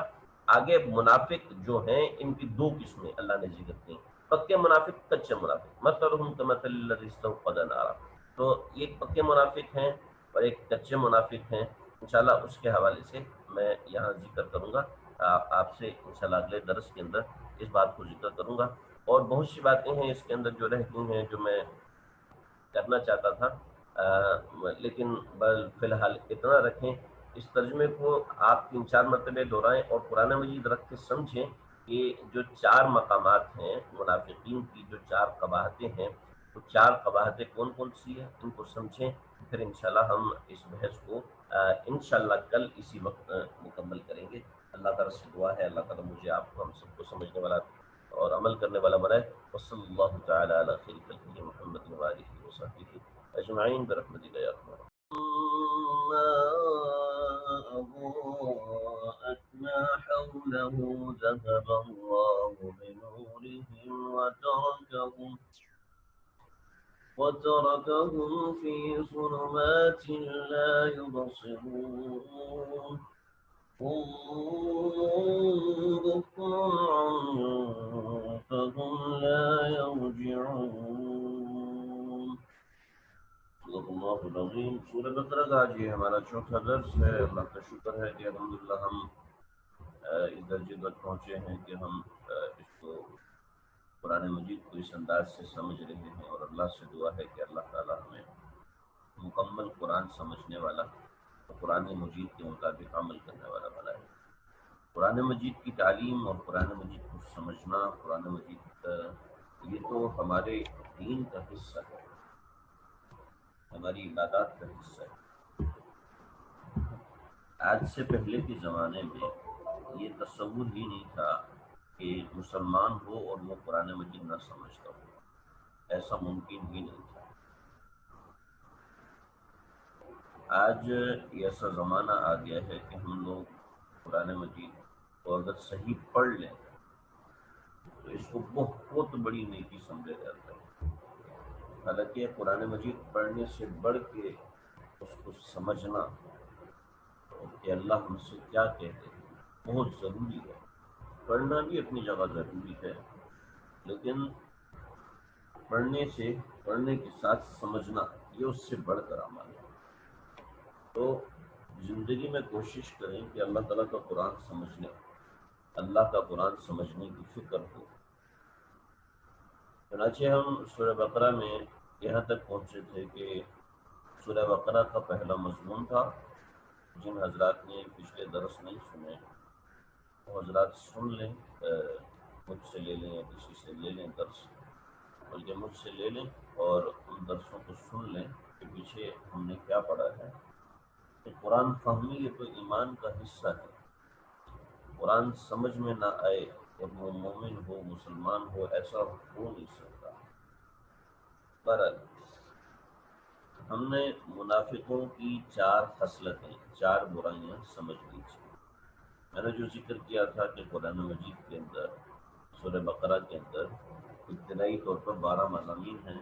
12 مضامین میں سے پہلا مضمون ہے انسانوں کے 3 فرقے، اور انسانوں کے ان 3 فرقوں کے اندر ہم تیسرے فرقے کی بات کر رہے تھے جس کا ذکر یہاں پر آ چکا ہے، تو میں آپ حضرات کے سامنے ذکر کر چکا ہوں۔ تو جو قرآن مجید کا جو صفحہ آپ کے سامنے ہے اس کے اندر 4 فرقوں کا بیان تھا۔ جو 4 فرقے تھے وہ مکمل ہو گئے۔ آیت نمبر 15 تک فی طغیانہم یعمہون، اللہ یستہزئ بہم ویمدہم فی طغیانہم یعمہون۔ میں نے بتایا تھا کہ آیت نمبر 20 تک 4 فرقے ہیں۔ 4 فرقوں کی ڈیفینیشن یہاں تک ہو چکی ہے۔ اب معذرت چاہتا ہوں 3 فرقے، 3 فرقے کی 4 خصلتیں یہاں تک مکمل ہوگی۔ آگے اولئک الذین اشتروا الضلالۃ بالہدی فما ربحت تجارتهم وما كانوا مهتدین۔ یہاں سے اس آیت مبارکہ کے اندر ان کا انجام بتایا جا رہا ہے کہ انہوں نے یہ جو 4 قسم کی خصلتیں اپنے اندر پیدا کی ہیں، تو یہ 4 خصلتیں کیا کام کرتی ہیں۔ سب آپ کے سامنے آپ دیکھنا چاہیں دیکھ سکتے ہیں اپنے قرآن مجید کے اندر، میں نے اس کو الگ سے نکالا ہے۔ اولئک الذین اشتروا الضلالۃ بالہدی، اولئک کا معنی ہے یہ لوگ ہیں۔ اولئک یہاں بھی آئے گا، اس کا معنی ہے یہ لوگ۔ الذین مطلب ہے جو لوگ، اولئک الذین یہ لوگ ہیں جو لوگ ہیں۔ کیا مطلب؟ دونوں کو ملائیں گے تو ترجمہ پڑے گا یہی لوگ ہیں۔ اشتروا الضلالۃ بالہدی، اصل میں یہ اشتروا، جب نون کے ساتھ مل گیا تو الف کے نیچے سے زیر ختم ہو۔ اولئک الذین یعنی یہ جو منافقین ہیں یہ کیا کام کر رہے ہیں؟ اشترا کہتے ہیں کسی چیز کے خریدنے کو۔ ضلالت کا مطلب ہے گمراہی، ٹھیک ہے۔ ہم پیچھے پڑھ چکے ہیں مغضوب، ایک مغضوب ہوتا ہے، ایک ضال ہوتا ہے۔ مغضوب وہ ہوتا ہے کہ جس کے اوپر غضب نازل ہو، اس کو پتہ ہی نہیں اس نے کتنا بڑا کانڈ کر دیا ہے اور اس کے اوپر غضب نازل ہوتا ہے۔ اور ضال وہ ہوتا ہے جس کو پتہ ہے کہ یہ کام ہے لیکن اس کے باوجود الٹے رستے پہ جا رہا ہے۔ تو ایسے لوگوں کے بارے میں اللہ نے فرمایا اولئک الذین اشتروا الضلالہ، اولئک الذین اشتروا الضلالہ، یہ لوگ ہیں جنہوں نے گمراہی کو خریدا ہے بالہدی، جب دو لفظوں کے درمیان میں با آ جاتی ہے تو اس کا مطلب ہے عوض، یعنی انہوں نے گمراہی کو ہدایت کے بدلے میں خریدا ہے. انہوں نے اولئک الذین اشتروا الضلالۃ بالہدی، گمراہی کو ہدایت کے بدلے میں خریدا ہے. اور وہ یہ سمجھ گئے ہیں کہ دیکھو ہمارے پاس بڑے پیسے آ گئے، ہم بڑے کامیاب ہو گئے. اللہ کہتے ہیں فما ربحت تجارتہم، یہ جو انہوں نے تجارت کی ہے نا، خریدا ہے، خریدنے کا نام تجارت ہے. فما ربحت تجارتہم، ان کو ان کی اس تجارت نے کوئی فائدہ نہیں دیا. ربحا مطلب منافع، فما کا مطلب ہے نہیں، فما ربحت نہیں دیا کچھ بھی ان منافع. تجارت ربح کہتے ہیں، ربح یہ ایک ربا، ایک ہوتا ہے ربا، بے مرابحہ ہوتی ہے، ایک بے مرابحہ ہوتی ہے، یعنی اس بے کے اندر، بے کا مطلب ہے خریداری، بزنس.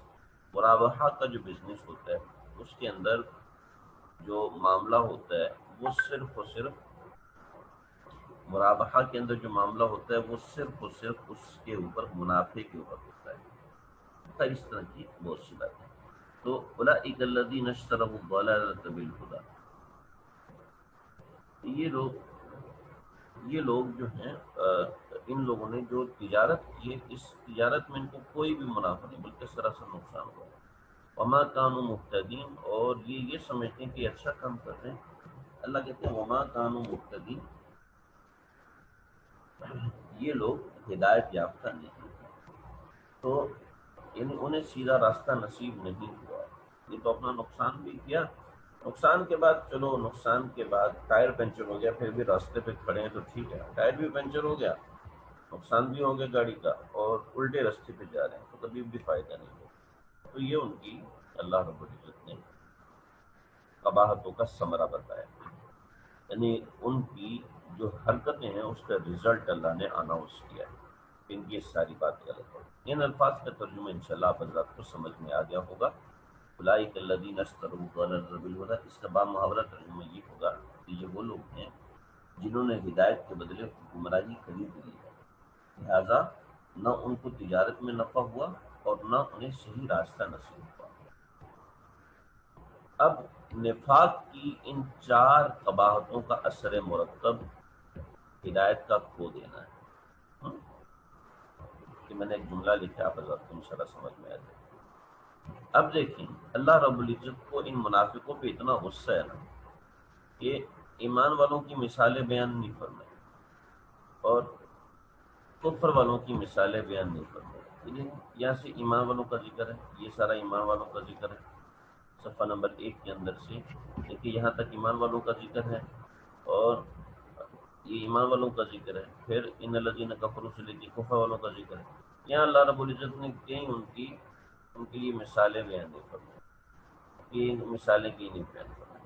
لیکن ان المنافقین فی الدرک الاسفل من النار، منافقین چونکہ درک اسفل یعنی جہنم کے سب سے آخری تہ میں ہوں گے، جہاں آگ کی شدت سب سے زیادہ ہے. تو یہ سارا مضمون اللہ نے منافقوں کے لیے بیان فرمایا، ان کی چار برائیاں بیان فرمائی. کیوں؟ منافق جو ہوتا ہے نا وہ صرف کا کفر میں نہیں ہوتا، منافق مسلمانوں کے اندر ہوتا ہے. جتنا نقصان منافقوں نے مسلمانوں کو پہنچایا، یعنی جتنا نقصان اپنوں نے پہنچایا اتنا نقصان کوئی غیر نہیں پہنچا سکے آج تک اسلام کو. تو جو منافق ہوتے ہیں ان کی قباحتیں اتنی زیادہ ہیں کہ اللہ کو اتنے ناپسند ہیں. تو اللہ رب العزت نے ان منافقوں کی دو مثالیں بیان فرمائی. ایک تو وہ منافق جو کہ بڑے پکے منافق ہیں، اور ایک منافق جو کہ کچے قسم کے منافق ہیں. پکا منافق وہ ہوتا ہے کہ جس کے سامنے دلائل بالکل واضح ہو چکے، احکامات ثابت ہو چکے، اپنی آنکھوں سے دیکھ چکا، پھر بھی منہ موڑ رہا ہے. یہ ہے پکا منافق. اور ایک کچا منافق ہے جو یہ کہتا ہے کہ پتہ نہیں، ہو سکتا ہے صحیح ہو سکتا ہے غلط ہو سکتا ہے، جس کو اپنے اندر سے تذبذب کا شکار ہے. یہ دو قسم، یعنی ایک تو جان بوجھ کے گمراہ ہوتا ہے، اور دوسرا وہ ہے جو جان بوجھ کے گمراہ نہیں ہوتا بلکہ وہ شش و پنج میں مبتلا ہے، کہیں سے رہنمائی نہیں لیتا، کہتا ہے پتہ نہیں کون ٹھیک ہے کون غلط ہے، یہ مولوی صاحب پتہ نہیں کیا کہہ رہے ہیں، وہ مولوی صاحب کیا کہہ رہے ہیں، ٹی وی والا کیا کہہ رہا ہے، یہ کیا کہہ رہا ہے، وہ کیا کہہ رہا ہے، یعنی یہ کچا منافق ہے جو تذبذب کا شکار ہے۔ پکا منافق وہ تذبذب کا شکار نہیں ہوتا، جان بوجھ کے غلط راستہ اختیار کرتا ہے۔ اللہ ہماری حفاظت میں، وہ تشریح ہے، اتنا سمجھیں۔ پکے منافق کی نشانی کیا بتائیں؟ پکے منافق کی نشانی ذرا سمجھ لیں، یہ آیات مشکل ہیں لیکن بڑی دلچسپ ہیں۔ پکا منافق کون ہوتا ہے جی؟ پکا منافق یہ ہوتا ہے کہ اس کے سامنے روشنی ہوئی اور روشنی ہونے کے بعد اس نے راستہ دیکھ لیا، راستہ دیکھنے کے باوجود وہ غلط راستہ اختیار کرتا ہے تو وہ اندھیرے کا شکار ہو جاتا ہے۔ یعنی اس نے راستہ دیکھ لیا اور راستہ اس کو سمجھ میں آ گیا، لیکن پھر بھی کام اندھیرے والے کر رہے ہیں۔ ہم کہتے ہیں فلاں چیز اٹھا کے دیکھو دیکھو، وہ سامنے رکھی ہے، وہ جاتا ہے آگے پیچھے دیکھتا ہے، ہم اس کو کہتے ہیں اندھے ہو گئے ہو، نظر نہیں آ رہا، ہم اس کو یہ کہتے ہیں۔ تو یعنی وہ اندھا نہیں ہوتا وہ بندہ، لیکن مسئلہ یہ کہ وہ حرکتیں اندھوں والی کر رہا ہوتا ہے۔ تو اللہ تعالیٰ نے فرمایا کہ ان لوگوں کو میں نے بالکل واضح کر دیا، ہر چیز ان کے سامنے آ گئی، لیکن آنے کے باوجود ان منافقوں نے اندھیرے والا کام کیا تو اللہ نے ان کو اندھیرے میں چھوڑ دیا، ان کو منافق ہی رہنے دیا۔ اب یہ پکے منافق ہے۔ اب دیکھیں مثلهم كمثل الذي استوقد نارا، مثلهم ان لوگوں کی مثال، ورنہ مجھے بہت آسان ہے جی، اردو اس کے سے ملتی جلتی ہے، انگریزی مشکل ہے، مثال کو ایگزامپل کہیں تو ذرا مشکل ہوتی ہے۔ مثلهم ان کی مثال، کا مثل اس شخص کی مثال جیسی ہے، الذی جو کہ استوقد نارا، استوقد کہتے ہیں روشن کرنا، ٹھیک ہے، استوقد کہتے ہیں روشن کرنا، یعنی اس کو یوں سمجھیں کہ ان کی مثال اس شخص کی ہے کہ جس نے آگ روشن کی، استوقد روشن کی، نارن آگ، فلما اضاءت پھر کیا ہوا، جب ایسا ہوا کہ فلما جب، یہ فا جو ہے نا فا، یہ فا بتا رہا ہے کہ آگ جب روشن ہوگی اس کے بعد، یعنی آگ کے روشن ہونے کے بعد، یہ اس کا مفہوم دے رہا ہے۔ فلما جب، اضاءت اس آگ نے روشن کر دیا، ما حولہ اس کے ماحول کو، ماحول کہتے ہیں جو حول میں ہو، ما جو حول دائیں بائیں آگے پیچھے اوپر نیچے، فلما اضاءت جب اس آگ نے روشن کر دیا، ما حولہ اس کے ماحول کو، تو کیا ہوا، ان کی منافقت کی وجہ سے، ذهب اللہ بنورہم وترکہم فی ظلمات، اللہ تعالیٰ نے ان کے نور کو سلب کر لیا، ذهب اللہ لے گیا، سلب کر لیا اللہ تعالیٰ نے، بنورہم ان کے نور کو، وترکہم اور ان کو چھوڑ دیا، فی ظلمات اندھیروں میں، لا یبصرون کہ وہ دیکھتے نہیں، لا یبصرون کہ لا یبصرون کہ ان کو کچھ سجھائی نہیں دیتا، ان کو کچھ دکھائی نہیں، دیکھتے نہیں ہیں یہ ترجمہ غلط ہے، ان کو کچھ سجھائی نہیں دیتا، یعنی ان کو کچھ دکھائی نہیں دیتا۔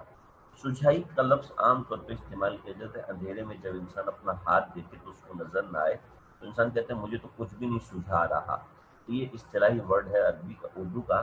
تو یبصرون یہ مجہول کا صیغہ ہے، یعنی پیسو کا صیغہ ہے، اس کا مطلب ہے لا یبصرون کو ان کو کچھ بھی سجھائی نہیں دیتا، ان کو کچھ بھی دکھائی نہیں دیتا۔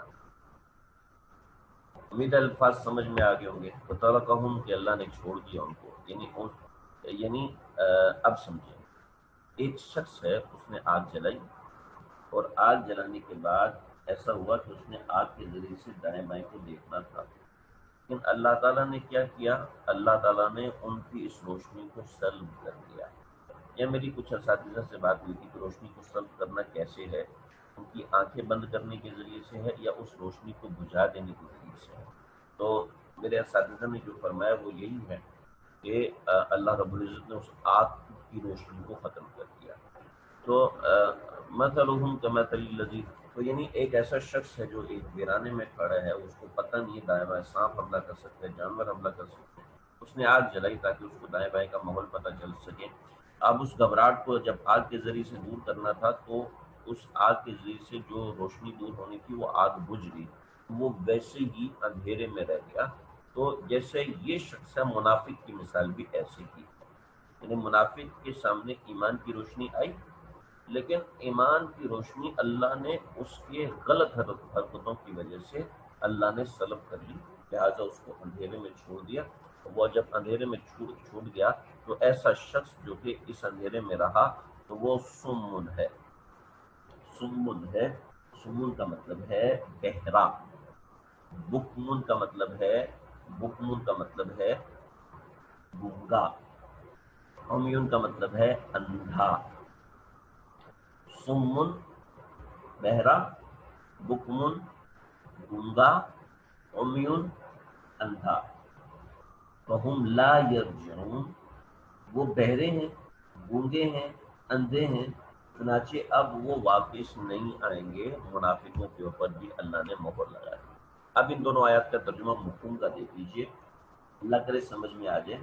ان کی مثال اس شخص کی ہے، مثلہم، ان لوگوں کی مثال، کمثلی، اس شخص کی جیسی ہے، استوقد نارا، جس نے ایک آگ روشن کی، فلما اضاءت، پھر جب اس آگ نے روشن کر دیا، ما حولہ، اس کے ماحول کو، ذهب اللہ بنورہم، تو اللہ نے ان کے نور کو سلب کر لیا، وترکہم، اور ان کو چھوڑ دیا، فی ظلمات، اندھیروں کے اندر، لا یبصرون، کہ ان کو کچھ دکھائی نہیں دیتا.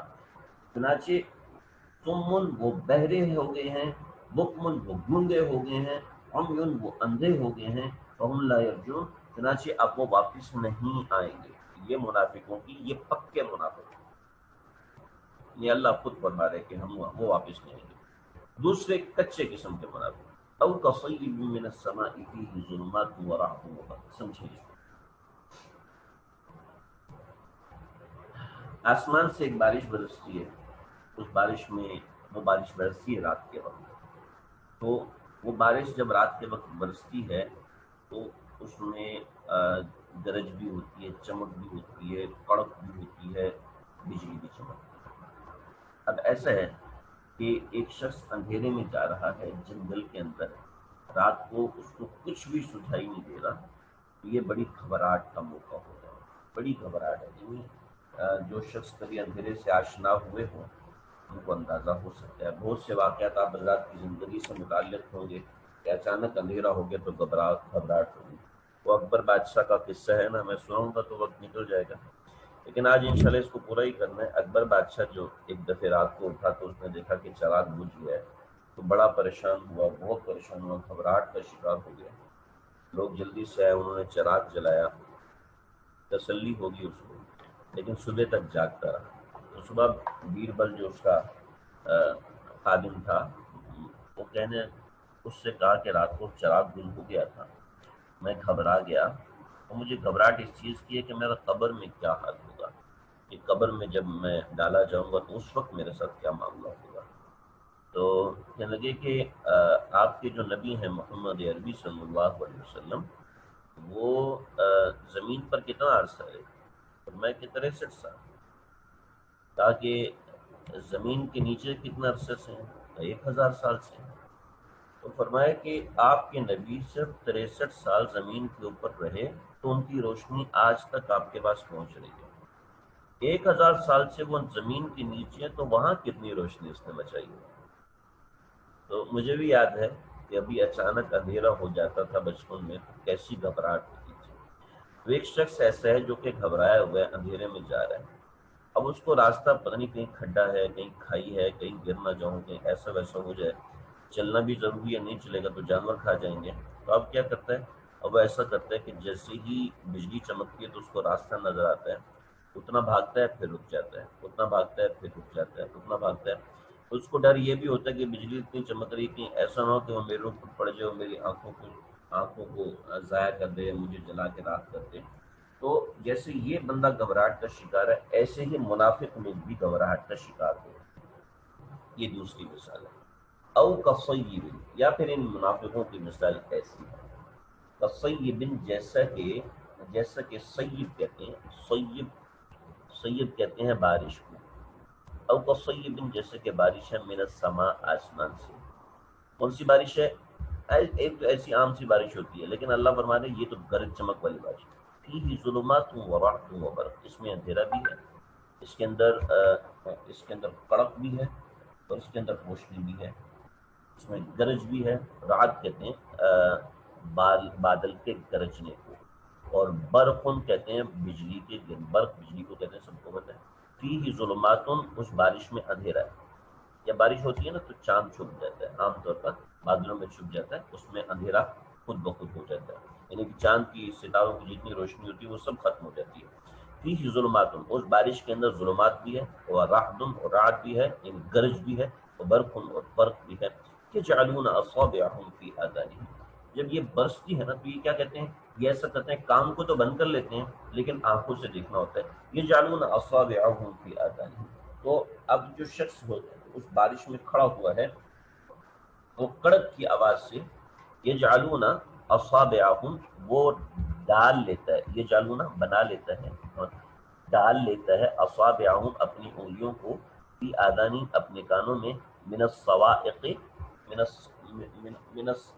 الصواعق، کہ وہ اس کے گرجنے سے، اس کے چمکنے سے وہ اپنے انگلیاں کانوں میں ڈال لیتا ہے، یعنی کڑک کی آواز سے بچنے کے لیے انگلیاں کانوں میں ڈالتا ہے، حذر الموت، موت کے ڈر سے، وہ موت کے ڈر سے، کڑک سے بچنے کے لیے اپنی انگلیاں کانوں میں ڈال لیتا ہے۔ یعنی اس کا ترجمہ یہ ہوا کہ جیسے آسمان سے برستی ایک بارش ہو، اس میں اندھیریاں بھی ہوں، گرج بھی ہو، چمک بھی ہو، اور وہ کڑکوں کی آواز پر موت کے خوف سے اپنی انگلیاں کانوں میں دے دیتے ہیں۔ اللہ کہتے ہیں کہ یہ چاہے اپنے بچاؤ کا کتنا ہی سامان کیوں نہ کر لے، واللہ محیط بالکافرین، اللہ محیط کہتے ہیں احاطہ کرنا، اللہ محیط بالکافرین، اللہ تعالیٰ نے گھیرے میں رکھا ہوا ہے کافروں کو، اللہ نے کافروں کو گھیرے میں رکھا ہوا ہے۔ یعنی مطلب یہ ہے کہ قرآن کریم میں کفر و فسق پر عذاب کی وعیدیں قرآن کریم کفر و فسق پر عذاب کی وعیدیں سناتا ہے، تو ان لوگوں کی مثال یہ ہے کہ یہ اپنے کانوں میں انگلیاں ٹھوس لیتے ہیں، اپنے کانوں میں انگلیاں ٹھوس لیتے ہیں کہ ایسا نہ ہو کہ وہ ان کے دلوں پہ اثر پڑ جائے۔ خیر یہ ایک الگ مضمون ہے، انشاءاللہ اس میں ذکر کروں۔ یکاد البرق، اب ان کو اس بات کا مزید بھی ڈر لگتا ہے، یعنی یکاد کہتے ہیں قریب ہے، یکاد بس ہونے والا ہے، تو اس کے لیے عربی میں یکاد کا لفظ استعمال کیا، یکاد یجاء الضیف، یعنی قریب ہے کہ مہمان آ جائے، قریب ہے کہ بس گھر گر جائے، بس قریب تھا کہ ایکسیڈنٹ ہو جاتا، تو اس کے لیے عربی میں یکاد کا لفظ استعمال کیا، یکاد البرق، ایسا لگتا ہے کہ البرق کی بجلی کیا کرے گی، یخطف ابصارهم، ان کی آنکھوں کو اچک لے گی، ان کی نظروں کو اچک لے گی۔ کلما اضاء، جب وہ بجلی چمکتی ہے، لہم، ان کے سامنے، مشوا فیہ، اس میں وہ چلتے ہیں، ان کو ایسا لگتا ہے کہ بجلی ان کی آنکھوں کو اچک لے گی، ان کا ڈر بھی لگ رہا ہے۔ کلما اضاء، جب وہ بجلی چمکتی ہے ان کے لیے، مشوا فیہ، تو اس میں وہ چل پڑتے ہیں۔ کلما اضاء، جب وہ بجلی ان کے لیے روشن کر دیتی ہے، میں نے چمکتی کا غلط ترجمہ کیا، کلما اضاء لهم، جب یہ بجلی ان کے لیے روشن کر دیتی ہے، مشوا فیہ، تو وہ اس راستے پہ چل پڑتے ہیں۔ وَإِذَا أَظْلَمَ، جب وہ بجلی نہیں چمکتی، اندھیرا ہو جاتا ہے، علیہم، قاموا، تو وہ کھڑے ہو جاتے ہیں۔ وَلَوْ شَاءَ اللَّهُ، اگر اللہ چاہتے نا، لَذَهَبَ بِسَمْعِهِمْ وَأَبْصَارِهِمْ، اللہ ان کی سماعت کو بھی چھین لیتے، اللہ ان کی آنکھوں کو بھی چھین لیتے، یعنی سماعت جو سننے کی وجہ سے وہ آگے بڑھ رہے ہیں یا دیکھنے کی وجہ سے آگے بڑھ رہے ہیں، اللہ اس کو بھی چھین سکتے ہیں. اللہ کو اس کے لیے اسباب کی ضرورت نہیں، کیونکہ ان اللہ علی کل شیء قدیر. یقین رکھو کہ اللہ تعالیٰ ہر چیز پر قادر ہے. اللہ تعالیٰ ہر چیز پر قادر ہے. یہ ہمارا الحمدللہ آج کا یہ ترجمہ مکمل ہوا، جس میں دو قسم کے منافق. تو یہ او قصیب من السماء کے اندر کچے پکے منافق ہیں. یہ وہ حق بات سننا چاہتے نہیں ہیں، اور حق بات سن لیتے ہیں تو تذبذب کا شکار ہوتے ہیں. کبھی حق بات کو دیکھ کے تھوڑا سا چل لیتے ہیں، پھر ان کو جب سمجھ میں نہیں آتا تو رک جاتے ہیں. یعنی اس طرح کی باتیں. ان آیات میں بے شمار تشریح کی باتیں ہیں، لیکن بہرحال ہم اس تشریح میں فی الحال جا نہیں سکتے. تو ابھی اتنا سمجھ لیں کہ ابھی تک جو ہم نے پڑھا ہے وہ آیت نمبر 20 تک ہم لوگوں نے پڑھ لیا ہے. آیت نمبر 20 تک کا مضمون ہمارا مکمل ہو گیا ہے. یعنی اس کے اندر فرق ثلاثہ کی جو تقسیم ہے، فرق ثلاثہ کی جو کے حوالے سے جو میں نے بات کی تھی وہ الحمدللہ ہماری مکمل ہو گئی ہے. یعنی مسلمانوں کے جو تین فرقے، انسانوں کے جو تین فرقے ہیں، اس کے بارے میں بات ہماری مکمل ہو گئی ہے. یعنی مومن، کافر اور منافق. الف لام میم کے حوالے سے مجھے بات کرنی تھی، لیکن مجھے بالکل موقع نہیں ملا اس کے حوالے سے بات کرنے کا. اور بھی بہت سی چیزیں تھیں، لیکن بہرحال اتنا سمجھ لیں کہ ہماری آیت نمبر 5 تک ایمان والوں کا ذکر ہے، آیت نمبر 7 تک کفر والوں کا ذکر ہے، آیت نمبر 20 تک منافقین کا ذکر ہے. یہاں تک بات ہو گئی ہے. میں ماشاءاللہ آپ حضرات جو سوالات پوچھ رہے ہیں اچھے سوالات ہیں، قرآن مجید پہ غور و فکر کرنے والے سوالات ہیں.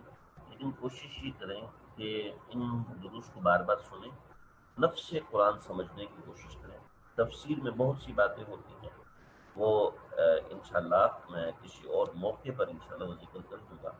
اللہ تعالیٰ مجھے آپ ہم سب کو سمجھنے والا، عمل کرنے والا بنائے، اور پابندی کے ساتھ جڑنے والا، اور اپنے اعمال کو پابندی سے رکھنے والا اور قرآن مجید سے باضابطہ تعلق رکھنے والا بنائے. وصلی اللہ تعالی علی خیر محمد و آلہ وصحبہ اجمعین برحمتہ.